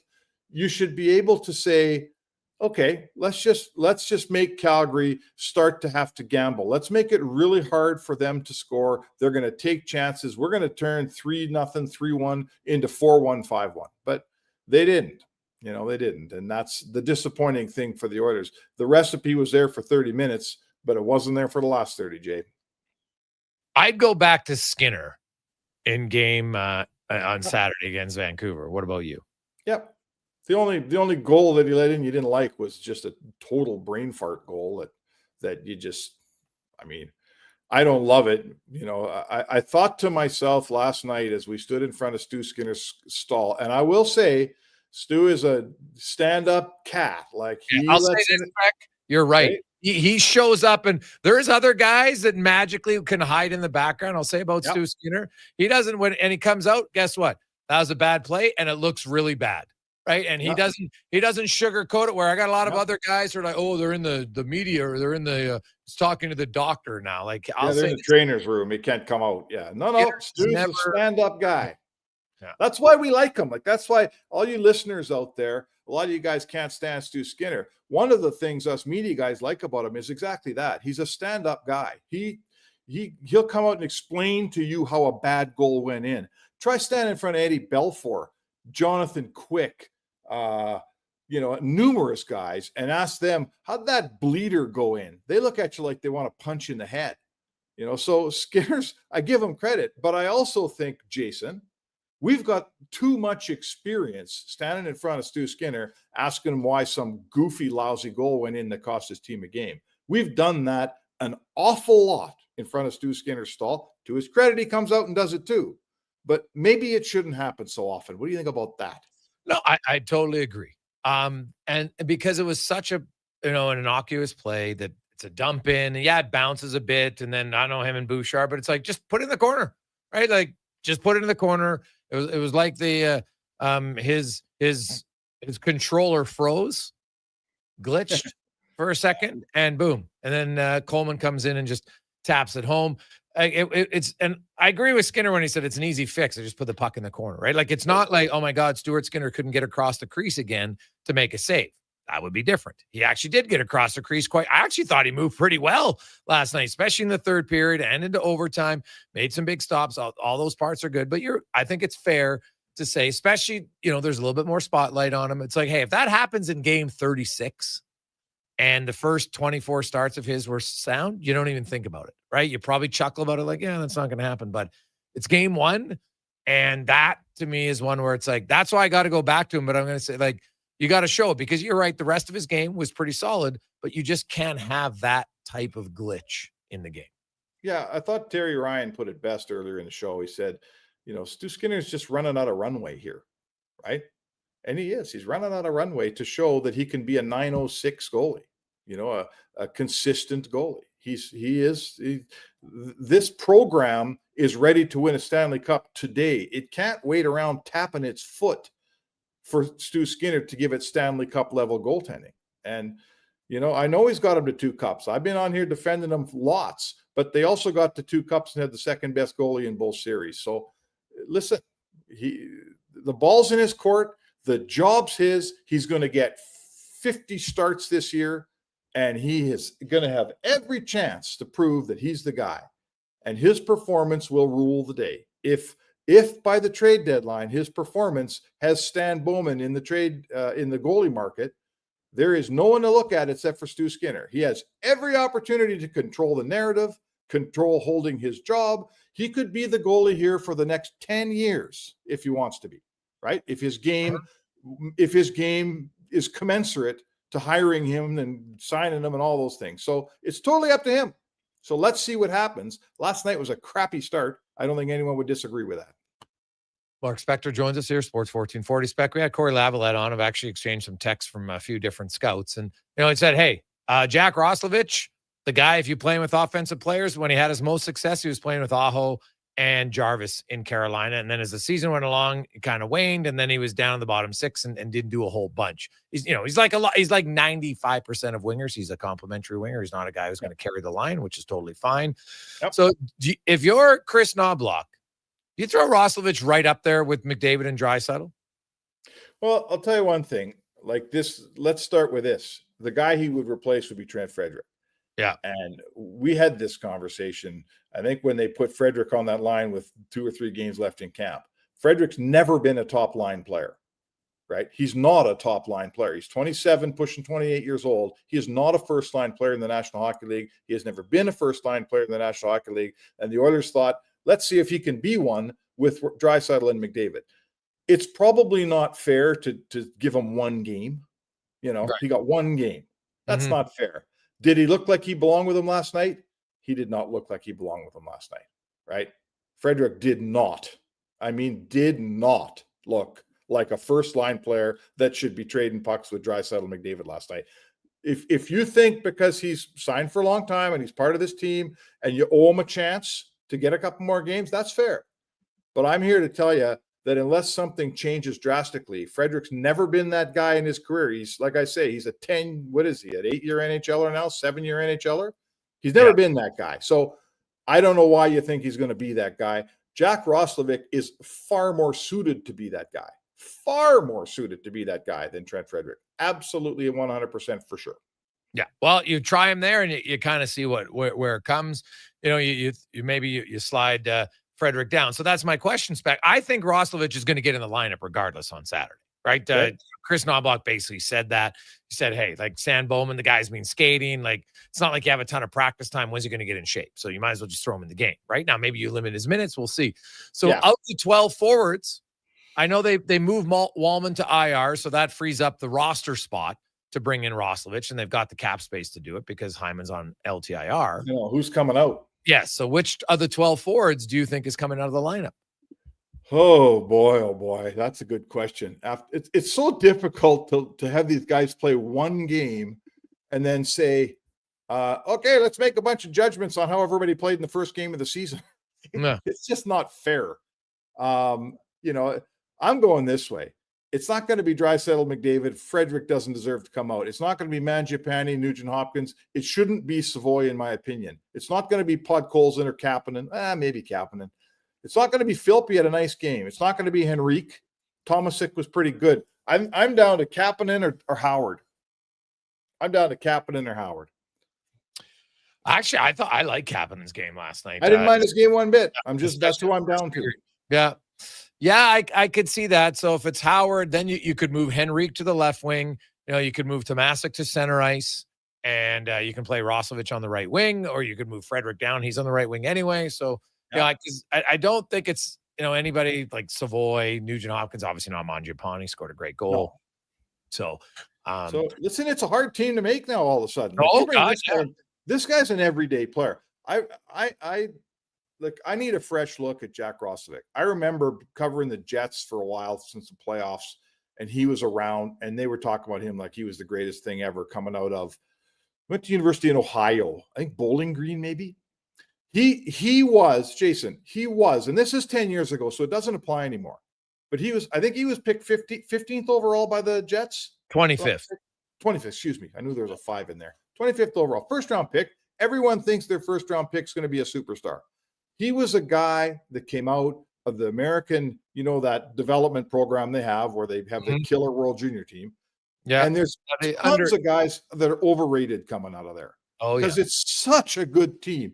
Everyone on that team looks great because it's like a World Junior team that plays together all year. He was completely overrated when he came out of there. But now it's 10 years later. He's found his way. He's fast. He's strong. He can score when he plays with score. He's not a bad player, right? He's not a first-round pick the Jets thought they'd get, but he's not a bad player. He's a veteran now. He's got 550 games. So he can absolutely make Edmonton better, and someone is not going to be in this lineup behind him. He's better. He's not the 12th guy on this team, Jay, right? No. He's not the 12th guy on this team. Someone's going to lose their job when he comes to town. Yeah. Well, and then you throw in, then you got Wallman when he comes off IR, they got to make a move, which is probably going to be a defenseman. That would be obvious. You don't need a D-man. Then Janmark comes off, you're going to have to move a forward. Hyman comes off, you're going to have to move 2 forwards because of cap space. So it's going to be pretty interesting. All the moves here. Now Hyman's not coming back till the earliest November 1st because of LTIR. Right, he's got to be off for 10 games and 24 days, and he would come off the 25th day would be Halloween. They don't play till November 1st. So the first day he can come back and play is November 1st, which means he'll miss at least 12 games. And so basically, Spec, you've got some guys here who've got 11 more games to ensure that they're going to be on the roster, assuming everybody stays healthy. Well, and if you decide that you want to keep these young kids up here, and frankly, I think you do, you want if Philp's treading water, if Philp's playing well, I want Philp to play. He's a young up and coming guy.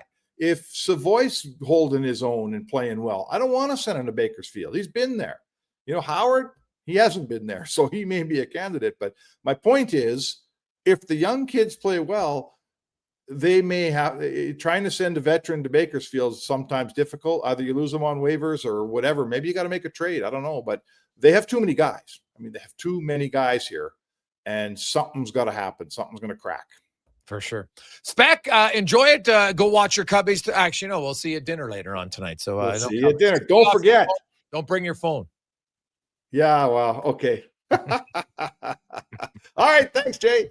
There you go. That's Mark Spector, the Spec Report brought to you by GS Construction. When we come back, Cody Fajardo will join us. It's playoff week for the green and gold. How does he feel about his team? We'll find out next on the Jason Gregor Show, presented by PlayAlberta.ca. Listen up, because you're not going to want to miss this. Right now is your chance to get in on Play Alberta's biggest offer ever. For a limited time only, new players can get up to a $1,000 casino bonus when they sign up. There's never been a better time to join the fun. Visit PlayAlberta.ca today to get started with casino, sports, and lottery all in one app. Must be 18 plus to play. Remember, if you gamble, use your game sense. Edmonton Elks Campus Clash is back, presented by Innova. October 11th versus the Winnipeg Blue Bombers, featuring $18 student tickets, food and drink specials, after party at Auburn's Ice District, and you could win a trip to Cancun. Tickets at GoElks.com. The job isn't done until the last load is hauled, and having a semi-trailer out of commission is not an option. Whether replacing or adding to your convoy, Edmonton Trailer has a huge inventory of new and used semi-trailers, trusted by the gravel, logging, oil field, fluids, and freight industries. Find a trailer right for you online or at one of their 3 locations. For sales, service, parts, rental, and finance, when you're in it for the long haul, Edmonton Trailer. Ah, Hawaii. The warmth of a golden sunset as the waves roll in. The freshness of a waterfall. The lush scent of tropical flowers in the air. You don't need to travel to enjoy all Hawaii has to offer. You just need to order pizza. Bring Hawaii home with the Aloha Trio, available for a limited time at Papa John's. Try our classic Hawaiian, super Hawaiian, or Hawaiian barbecue chicken for just $19.99 each. Better ingredients, better pizza. Papa John's, proudly locally owned and operated. Mission Rail and Auctioneering's 3-day Calgary, Edmonton, Winnipeg public unreserved equipment auctions are next Friday at 9 a.m., featuring a large selection of surplus municipal graders plus backhoes, dozers, wheel loaders, man lifts, skid steers, telehandlers, plus commercial trailers and more. Info at maauctions.com. Hey everybody, it's Jason Strudling. How would you like to join me and the superstars of hockey on an exotic holiday? Join us on a 7-night cruise through the Mexican Riviera, leaving from Los Angeles and including Cabo, Mazatlan, Puerto Vallarta, and more. While we relax and cruise the tropical waters, you can attend an intimate meet and greet with legends like Bill Ranford, Fernando Pisani, Kelly Buckberger, Ron Lowe, Gene Principe, Jack Michaels, Louis DeBrusque, and more. There's still time to get in on every hockey fan's dream cruise.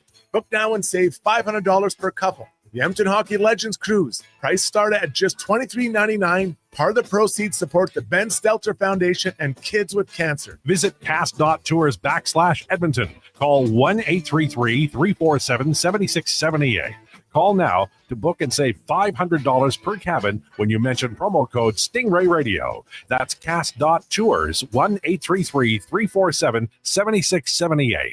Missioner Allen Auctioneering's next 3-day Calgary, Edmonton, Winnipeg public unreserved industrial auctions are next Thursday and Friday at 9 a.m. These major events include multiple lanes selling a large selection of multi-purpose trucks, equipment, and commercial trailers. Info at maauctions.com.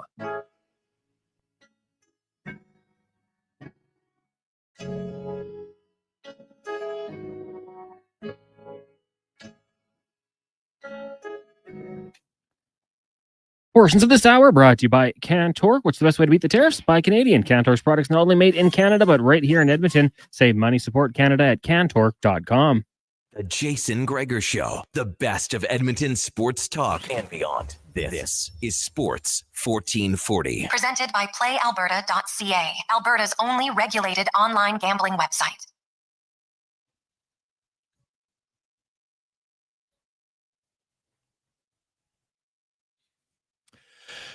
5:30. Hey, what did we talk about earlier in the week? Who did we say, if you're in a fantasy league, con man, who is going to get a lot of time on that first unit power play in Tampa Bay? Mr. Bjorkstrand. And guess what? First Tampa Bay game, power play goal, boom. Bjorkstrand scores it. Now it's early. It's early, but if you're playing fantasy for the week, you might want to check that out. So look it up. Hopefully you added them. We continue on the Gregor Show, presented by PlayAlberta.ca, and it's time to go in the room, brought to you by Action Electrical. Their 53rd year in business. Project, service, testing, solar, specialize in all of them, and they're hiring second, third, and fourth year electricians. If you're looking for a great gig, send your resume, careers at actionelectrical.net. As we are joined by the starting quarterback of the green and gold. It is what I like to term as a playoff week. The Elks win and they stay in the race. They need a win against the Blue Bombers. Even better if it's a win by 14 points or more, then they win the tiebreaker. But they're focused more on a win, I would think, as Cody joins us now. Cody, welcome back to the show, man. How you doing? Good. How are you doing? Hey, excellent. Before we get to football, do you have a baseball team you grew up rooting for? Were you a Dodgers fan? No, those burn my ears. I'm an Angels fan, and okay. It's been some tough years for me as an Angels fan, having two of the best players in the world, and you can't even find yourself in the playoffs. So I've been through some painful years. Here's the thing about being an Angels fan. They won the World Series in 2002 when I was a young buck, and you thought every year was going to be a great year, and that was start of the bad years after that. Yeah, well, as somebody who's won a championship, you know, it's a lot harder than you think to do it once, never mind to do it twice or three times. Yeah, without a doubt. And you have a more understanding for it, but I'm not really diehard about very many pro sports. Like, I don't have a pro football team, pro basketball team, pro hockey team, but baseball is something just growing up and watching Angels Stadium Friday night fireworks from my backyard. It was just like, it's fun to me and close to me, but it's been some rough years watching those guys play some ball recently. Awesome. Well, does it feel like a playoff week for you? Man, against Sask was a playoff week for us. I think we're in playoff mode. We've been in playoff mode since that Sask game. We knew that there was a lot of implications on that game. Just to give ourselves a chance. What I'm really proud about with this team is we have fought, we have scratched, we have clawed our way to play meaningful football at this point in the season, after where we were to where we are now. And so to be able to come back off of that bye week, knowing that we still have hope and we still kind of have the pen in our hands, so to speak, to write our own destiny, is all you can ask for as a professional athlete, especially when we felt like we weren't playing our best ball at the beginning of the year. So to have this opportunity, and I think it's just going to bode well for this team to be able to play these big games week after week after week. So if we do find ourselves in that playoff berth, that we've already played essentially 4 weeks of playoffs going into that week. Cody Fajardo joined us, and it can. I'm sure it's I'm not delusional to think that guys aren't professional, but there are some weeks that are a little easier to focus on, and there's just energy, and you feed off of excitement. And when there's more excitement around, it's just easier sometimes. And that's there right now. There's also an increased focus usually when you get close to the playoffs, whether you're already guaranteed a spot in or, you're fighting to playoff spot. When you see that as a quarterback, how can you take that emotion and put it in the positive lane so it helps your team come Saturday? Yeah, I think the biggest thing is everything gets magnified as you get later in the year and you're playing more meaningful games. And sometimes when you have a younger roster, it's I think people and our players need to understand that sometimes the common mistake that was made in week 3, week 4, week 7 is magnified to a different level when you're playing playoff football. And so you don't want to play, clenched up and tight and afraid to make a mistake, but you also don't want to play on this extremely high of like, oh, I have to be super focused. Everything has to be perfect. So you got to find that happy balance. Fortunately for me, I've been able to play in playoff atmosphere games and those types of got to have it games. And we had that 2 weeks ago. I think the bye week was good for us after going 10 straight, which is really hard to do in professional football. To go, have that week off to kind of re-energize ourselves, get healthy again, and then come back knowing what's in front of us. I think the guys are ready for the challenge, but everything's just going to get magnified just a little bit more in this game, and we got to find a way to win the game and not play to try not to lose, so to speak, just more to play to win the football game. What did you take away from the Saskatchewan game? Because you guys, I actually thought the Hamilton-Toronto games, for 95% of it, you guys played really well. You just couldn't close out the game and down the stretch. But was that just the difference, Cody, that your team close game again, but this time you closed out? Yeah, I'll say this. I think home game is a big difference in those 2 Ontario games that we played. Playing Hamilton and Toronto, in the CFL and in professional sports, you have to win your home games. Like, there's a lot of talented football teams in this league, and you have to be able to win at home. And that's what we've been able to do, is win the last 3 games at home. But when you're on the road, we just got to find ways to close out games. So our schedule kind of leans in that favor. We have 2 of our last 3 at home. What I'll say about our last 3 home games have been the 3 best turnout games that our fans have been a part of. And so there's no coincidence that those are, changing the game when it's a little bit harder for the opposing offense to operate when it's loud in the fourth quarter and got to have it moments. Sometimes the away team just feels the pressure of that and everybody around them. And so we need everybody to be out on Saturday night. I think the weather is going to hold off and be pretty nice for us. So I think there's no coincidence, like I said, that playing at home and playing meaningful football games at home speaks to us wanting to close out and wanting to get to where we want to go. We have to do it in front of our fans, and we're going to need our fans for 2 of those three games down the stretch. Cody Fajardo joins us.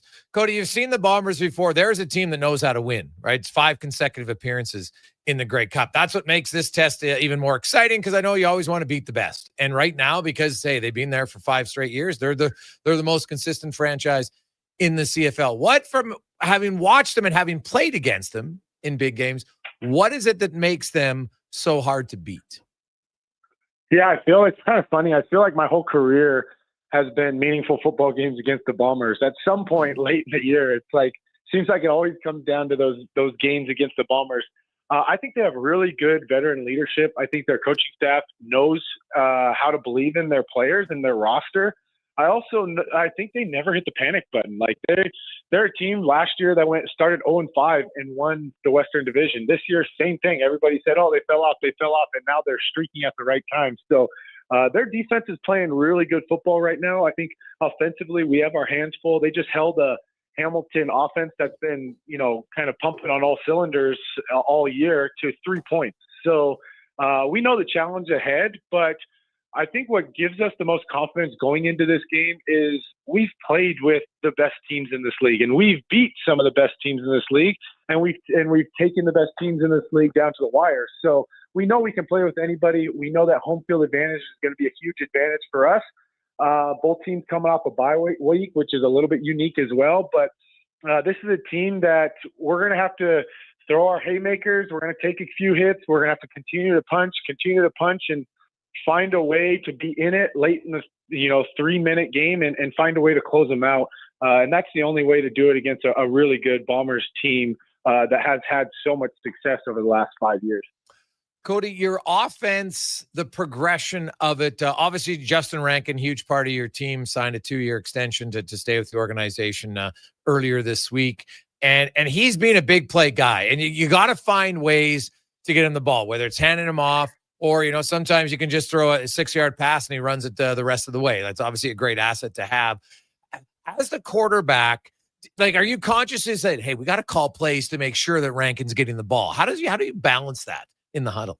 Well, fortunately for me, I'm not the offensive coordinator, so I don't have to go through those pains of figuring out how to find a way to get him the ball. But I think Coach McSimic does a great job of when we have found ways to, if we were stalling a little bit in the run game, we've found a way to get the ball in Rankin's hands through the pass game, or, if the pass game isn't holding up, we're able to run the ball. And so what I've been super proud of this offense is we have found ways to win football games in multiple facets. And we've been able to run the ball to win. We've been able to pass the ball to win. We've been a mixed bag on offense to try and win. There's some defenses that we've played that have been really good. And, it hasn't looked great for 3 quarters. We treaded water, kept the game close. And then in the fourth quarter kind of took over and caught our stride, right? So we found ways on offense to just get better each and every week. And with the young guys we've had earlier in the years, particularly in our receiving core, with every rep that they've gotten so much better. And these games that have came down to the nail biters and the walk-off field goals or the walk-off late field goal we hit or touchdown we hit, those are all things that we're going to have to withdraw from that mental bank in games like this, knowing that we've been in those situations. We've been in about every situation you could put a team in throughout the course of the season. And so we're going to have to withdraw from that bank and play with some confidence against a really good team. But this offense can beat you in multiple ways. We just got to protect the football and can't give their offense, who's got Zach Caleros, who's I got a lot of respect for, a veteran quarterback in this league, can't find a way to give them extra possessions because that's going to make it tough on our defense. Now, I know you don't call the plays, Cody, but obviously sometimes you're you got to, hey, this is what we're calling, but then somehow it's taken away and I look for it. So do you subconsciously, though, look at times, like I'm sure the OCs understands that we're trying to get Rankin the ball as much as we can, but does that ever come into play where all of a sudden one play's dead and you're just like, well, where's Rankin? Like, do you think about that when you have a player that's dynamic? Not in this offense. It's really hard in this offense. This offense is a pure progression offense, meaning that there's a read system that I have to go through. It's 1, 2, 3, 4, 5. And most of the time, late in the progression is usually the running back. So the times I do in the back of my mind, like, hey, get Rankin the ball, is if I feel pressure quickly and Rankin's able to get out. It's probably the easiest completion and quickest completion point that I can get the ball to somebody without taking a sack. So the CFL is very progression based, like I was talking about. So I tell the receivers all the time, I said, look, if I can cut the ball in 5 different pieces and give everybody one catch on every play, I would do it.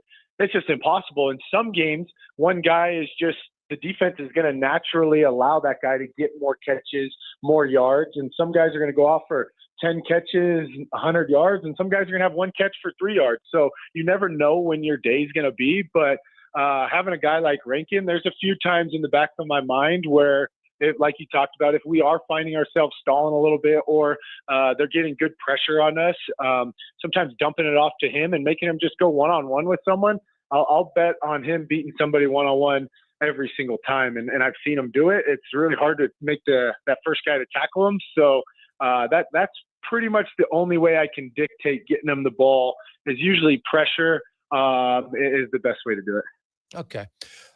Lastly, one for you, Cody. The approach to this, tomorrow. It's the walkthrough for the game. You're getting ready. It's a playoff game. The crowd's going to be loud. The crowd, you guys have obviously kind of helped bring the crowd back into cheering for their team. Where do you come out on, like, is good start that noticeable against a team like the Bombers? Is it imperative, or do you feel like as long as we don't necessarily have to dominate, or as long as we just don't fall behind? What's more important against the Bombers? Yeah, I think it's important to start fast. And the reason why is we're both coming off a bye week. And so I believe the team that has the best chance to win on Saturday is the team that gets in the fastest rhythm. sometimes when you go on a bye week, you know, when the bullets start flying on that first game back from the bye week, you're a little bit hesitant to do certain things, or you just doesn't feel like practice is one thing, but when you get out there and it's full bullets flying. So sometimes I think coming off of a bye, when you can get off to a fast start and kind of feel that rhythm quicker, I think it bodes well for your team the rest of the game. Now, that's every game's its own entity. So sometimes, like I said, in Sask, offensively, I felt like we treaded water, and exploded in the fourth quarter. So starting fast doesn't always mean winning football games, but it does set yourself up to get in rhythm faster and to play a cleaner game for 4 quarters than if you do happen to start slow and then you're playing from behind and you're just cutting it loose. So I believe that starting fast in playoff atmosphere is always pretty important, because you want to jump on teams early to give yourself confidence and kind of crush their hope or get them out of their game plan. You know, they have Brady Oliveira. The guy was the MOP and MOC last year. So any chance you can get the Bombers playing from behind and take their run game out, I think it bodes well for our football team. Well, Cody, always great to catch up with you, man. I always appreciate your candor and your honesty, and best of luck Saturday against the Bombers and what should be a heck of a game. I appreciate you. Thanks for having me on the show, and happy Thanksgiving weekend. You betcha. There's a Cody Fajardo, big Angels fan. Love it. So we'll take a quick break. We'll come back, wrap things up. Jason Gregor, Connor Halley, Declan Cougar, Sports 1440. Sports1440.ca is always presented by PlayAlberta.ca. Performance by Action Electrical today. Their projects team kicks things off, designing and building with unmatched skill. Then the service team swoops in for those crucial repairs and maintenance. And don't forget the testing team, ensuring everything's safe and sound before the solar team scores with sustainable energy. A complete team effort. Have Action Electrical bring home a win for you and your project. Visit actionelectrical.net. At Leading Edge Physiotherapy, we believe that life shouldn't hurt. Now, that doesn't mean that we don't know that sometimes it really hurts. I mean, we've seen people at their worst moments in life, when they feel they have nowhere to turn, or at a time when they felt like their problem just wouldn't ever go away. We've also seen people who thought to themselves, it'll just go away on its own, or this is no big deal. I don't want to bother anyone about this. Don't know where to turn to, or think it's no big deal. Either way, we have the technology, techniques, and skills to help you get back to it, whatever your it may be. Life shouldn't hurt. LeadingEdgePhysio.com. At Fountain Tire, we're fluent in saving you money. Fluent? Yes, we've mastered the language of deals. Like right now, you can save up to 25% off select tires and up to $125 off a set of 4 select Goodyear tires. Plus, $50 off $150 service when you buy those tires. All until October 18th. I'm sorry, I don't speak deals. Spend less, save more when you buy round black things from us. Oh, got it. Restrictions apply. Book your appointment online today. Fountain Tire. We're on this road together, Canada. It's Midnight Madness at the Brick. Stores close Friday to lower prices, then reopen at 5 p.m. with incredible 7-hour deals. The first 10 customers get $50 to spend on anything in store. Score free local delivery when you spend $4.99 or more. Plus, buy any TV or appliance and get a $50 credit to spend on furniture, decor, or mattresses. And take 5 years, pay with 0 interest on your Flexity card. OAC terms and conditions apply. See in-store for details and exclusions. The Brick, saving you more. When you have lifting and material handling needs, Northwest Crane delivers. Western Canada's Sani dealer, backed by the industry's toughest one. 3 years, 3,000 hours, no compromises. They service all crane makes and models with skilled technicians and deep industry expertise. Alberta owned, with locations in Leduc and Grand Prairie, and fully equipped service trucks. Northwest Crane keeps your operation lifting. For more information on sales or service, visit northwestcrane.com or call today. The Lawnmower Hospital. Step into fall with Husqvarna and the Lawnmower Hospital. Husqvarna has chainsaws for the homeowner, farmer, rancher, or professional, available in battery or gas-powered models. Take care of leaves quickly with the power of Husqvarna blowers. You'll find it all at the Lawnmower Hospital, and you can see the full selection at lawnmowerhosp.com. We're more than repairs. We're more than mowers. The Lawnmower Hospital. Why pay dealership prices when you can get the same quality for less? Hi, it's Lisa, and here at Ed's Auto Salvage, we've been Alberta's trusted source for used auto parts for nearly 50 years. From engines to mirrors, transmissions to tires, We've got it all at prices guaranteed to keep your wallet happy. Shop local, shop smart. Shop Ads Auto Salvage in Westlock. Be sure to visit us online at adsautosalvage.com and get your vehicle back on the road for less. From the locker room to your radio, Sports 1440 is Edmonton's sports leader. Real talk, big personalities, and your texts. It's interactive. It's fun. It's where Edmonton talks sports. Sports 1440.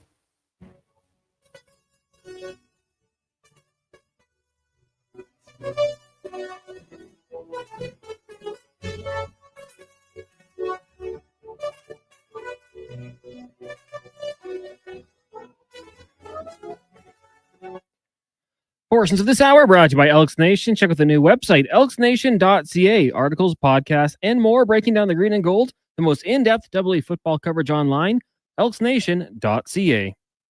The Jason Gregor Show, the best of Edmonton sports talk and beyond. This is Sports 1440. Presented by PlayAlberta.ca, Alberta's only regulated online gambling website.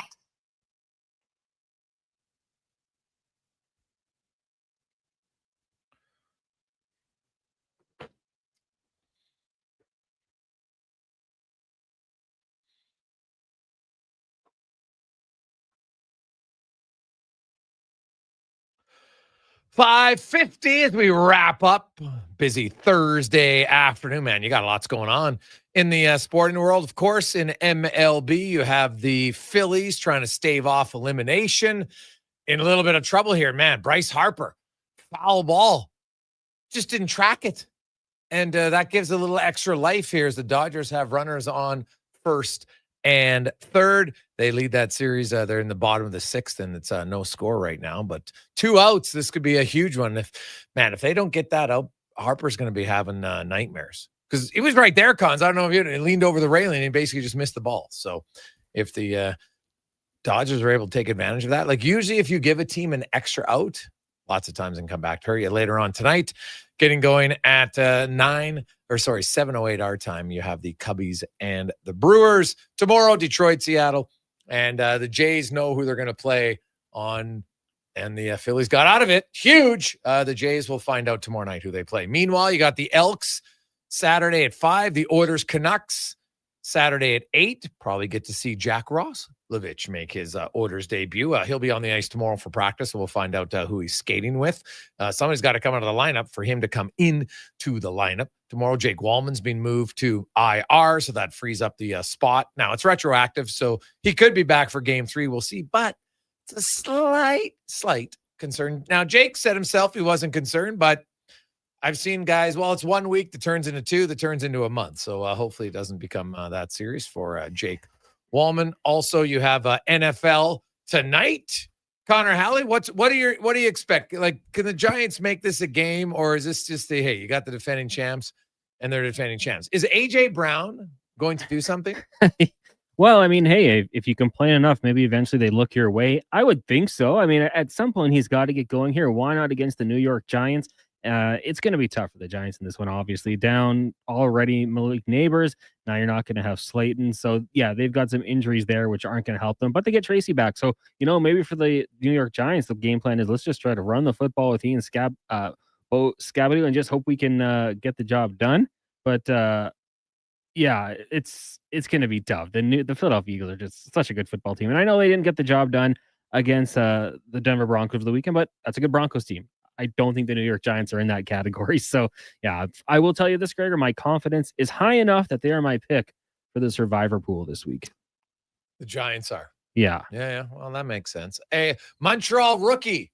Everybody thought a rookie would have a great start. Oliver Kapanen, 2 goals in 2 games for the Montreal Canadiens. They lead 3-1 after 20 minutes. Also, Mr. Kucherov has his first goal of the season as that Tampa Bay Lightning power play. We talked about it, man. It's looking really good. They got 2 goals in the first period tonight. And Mr. Schaefer, the youngster, has his first point in the NHL for the Islanders. Young defenseman, that guy can absolutely fly.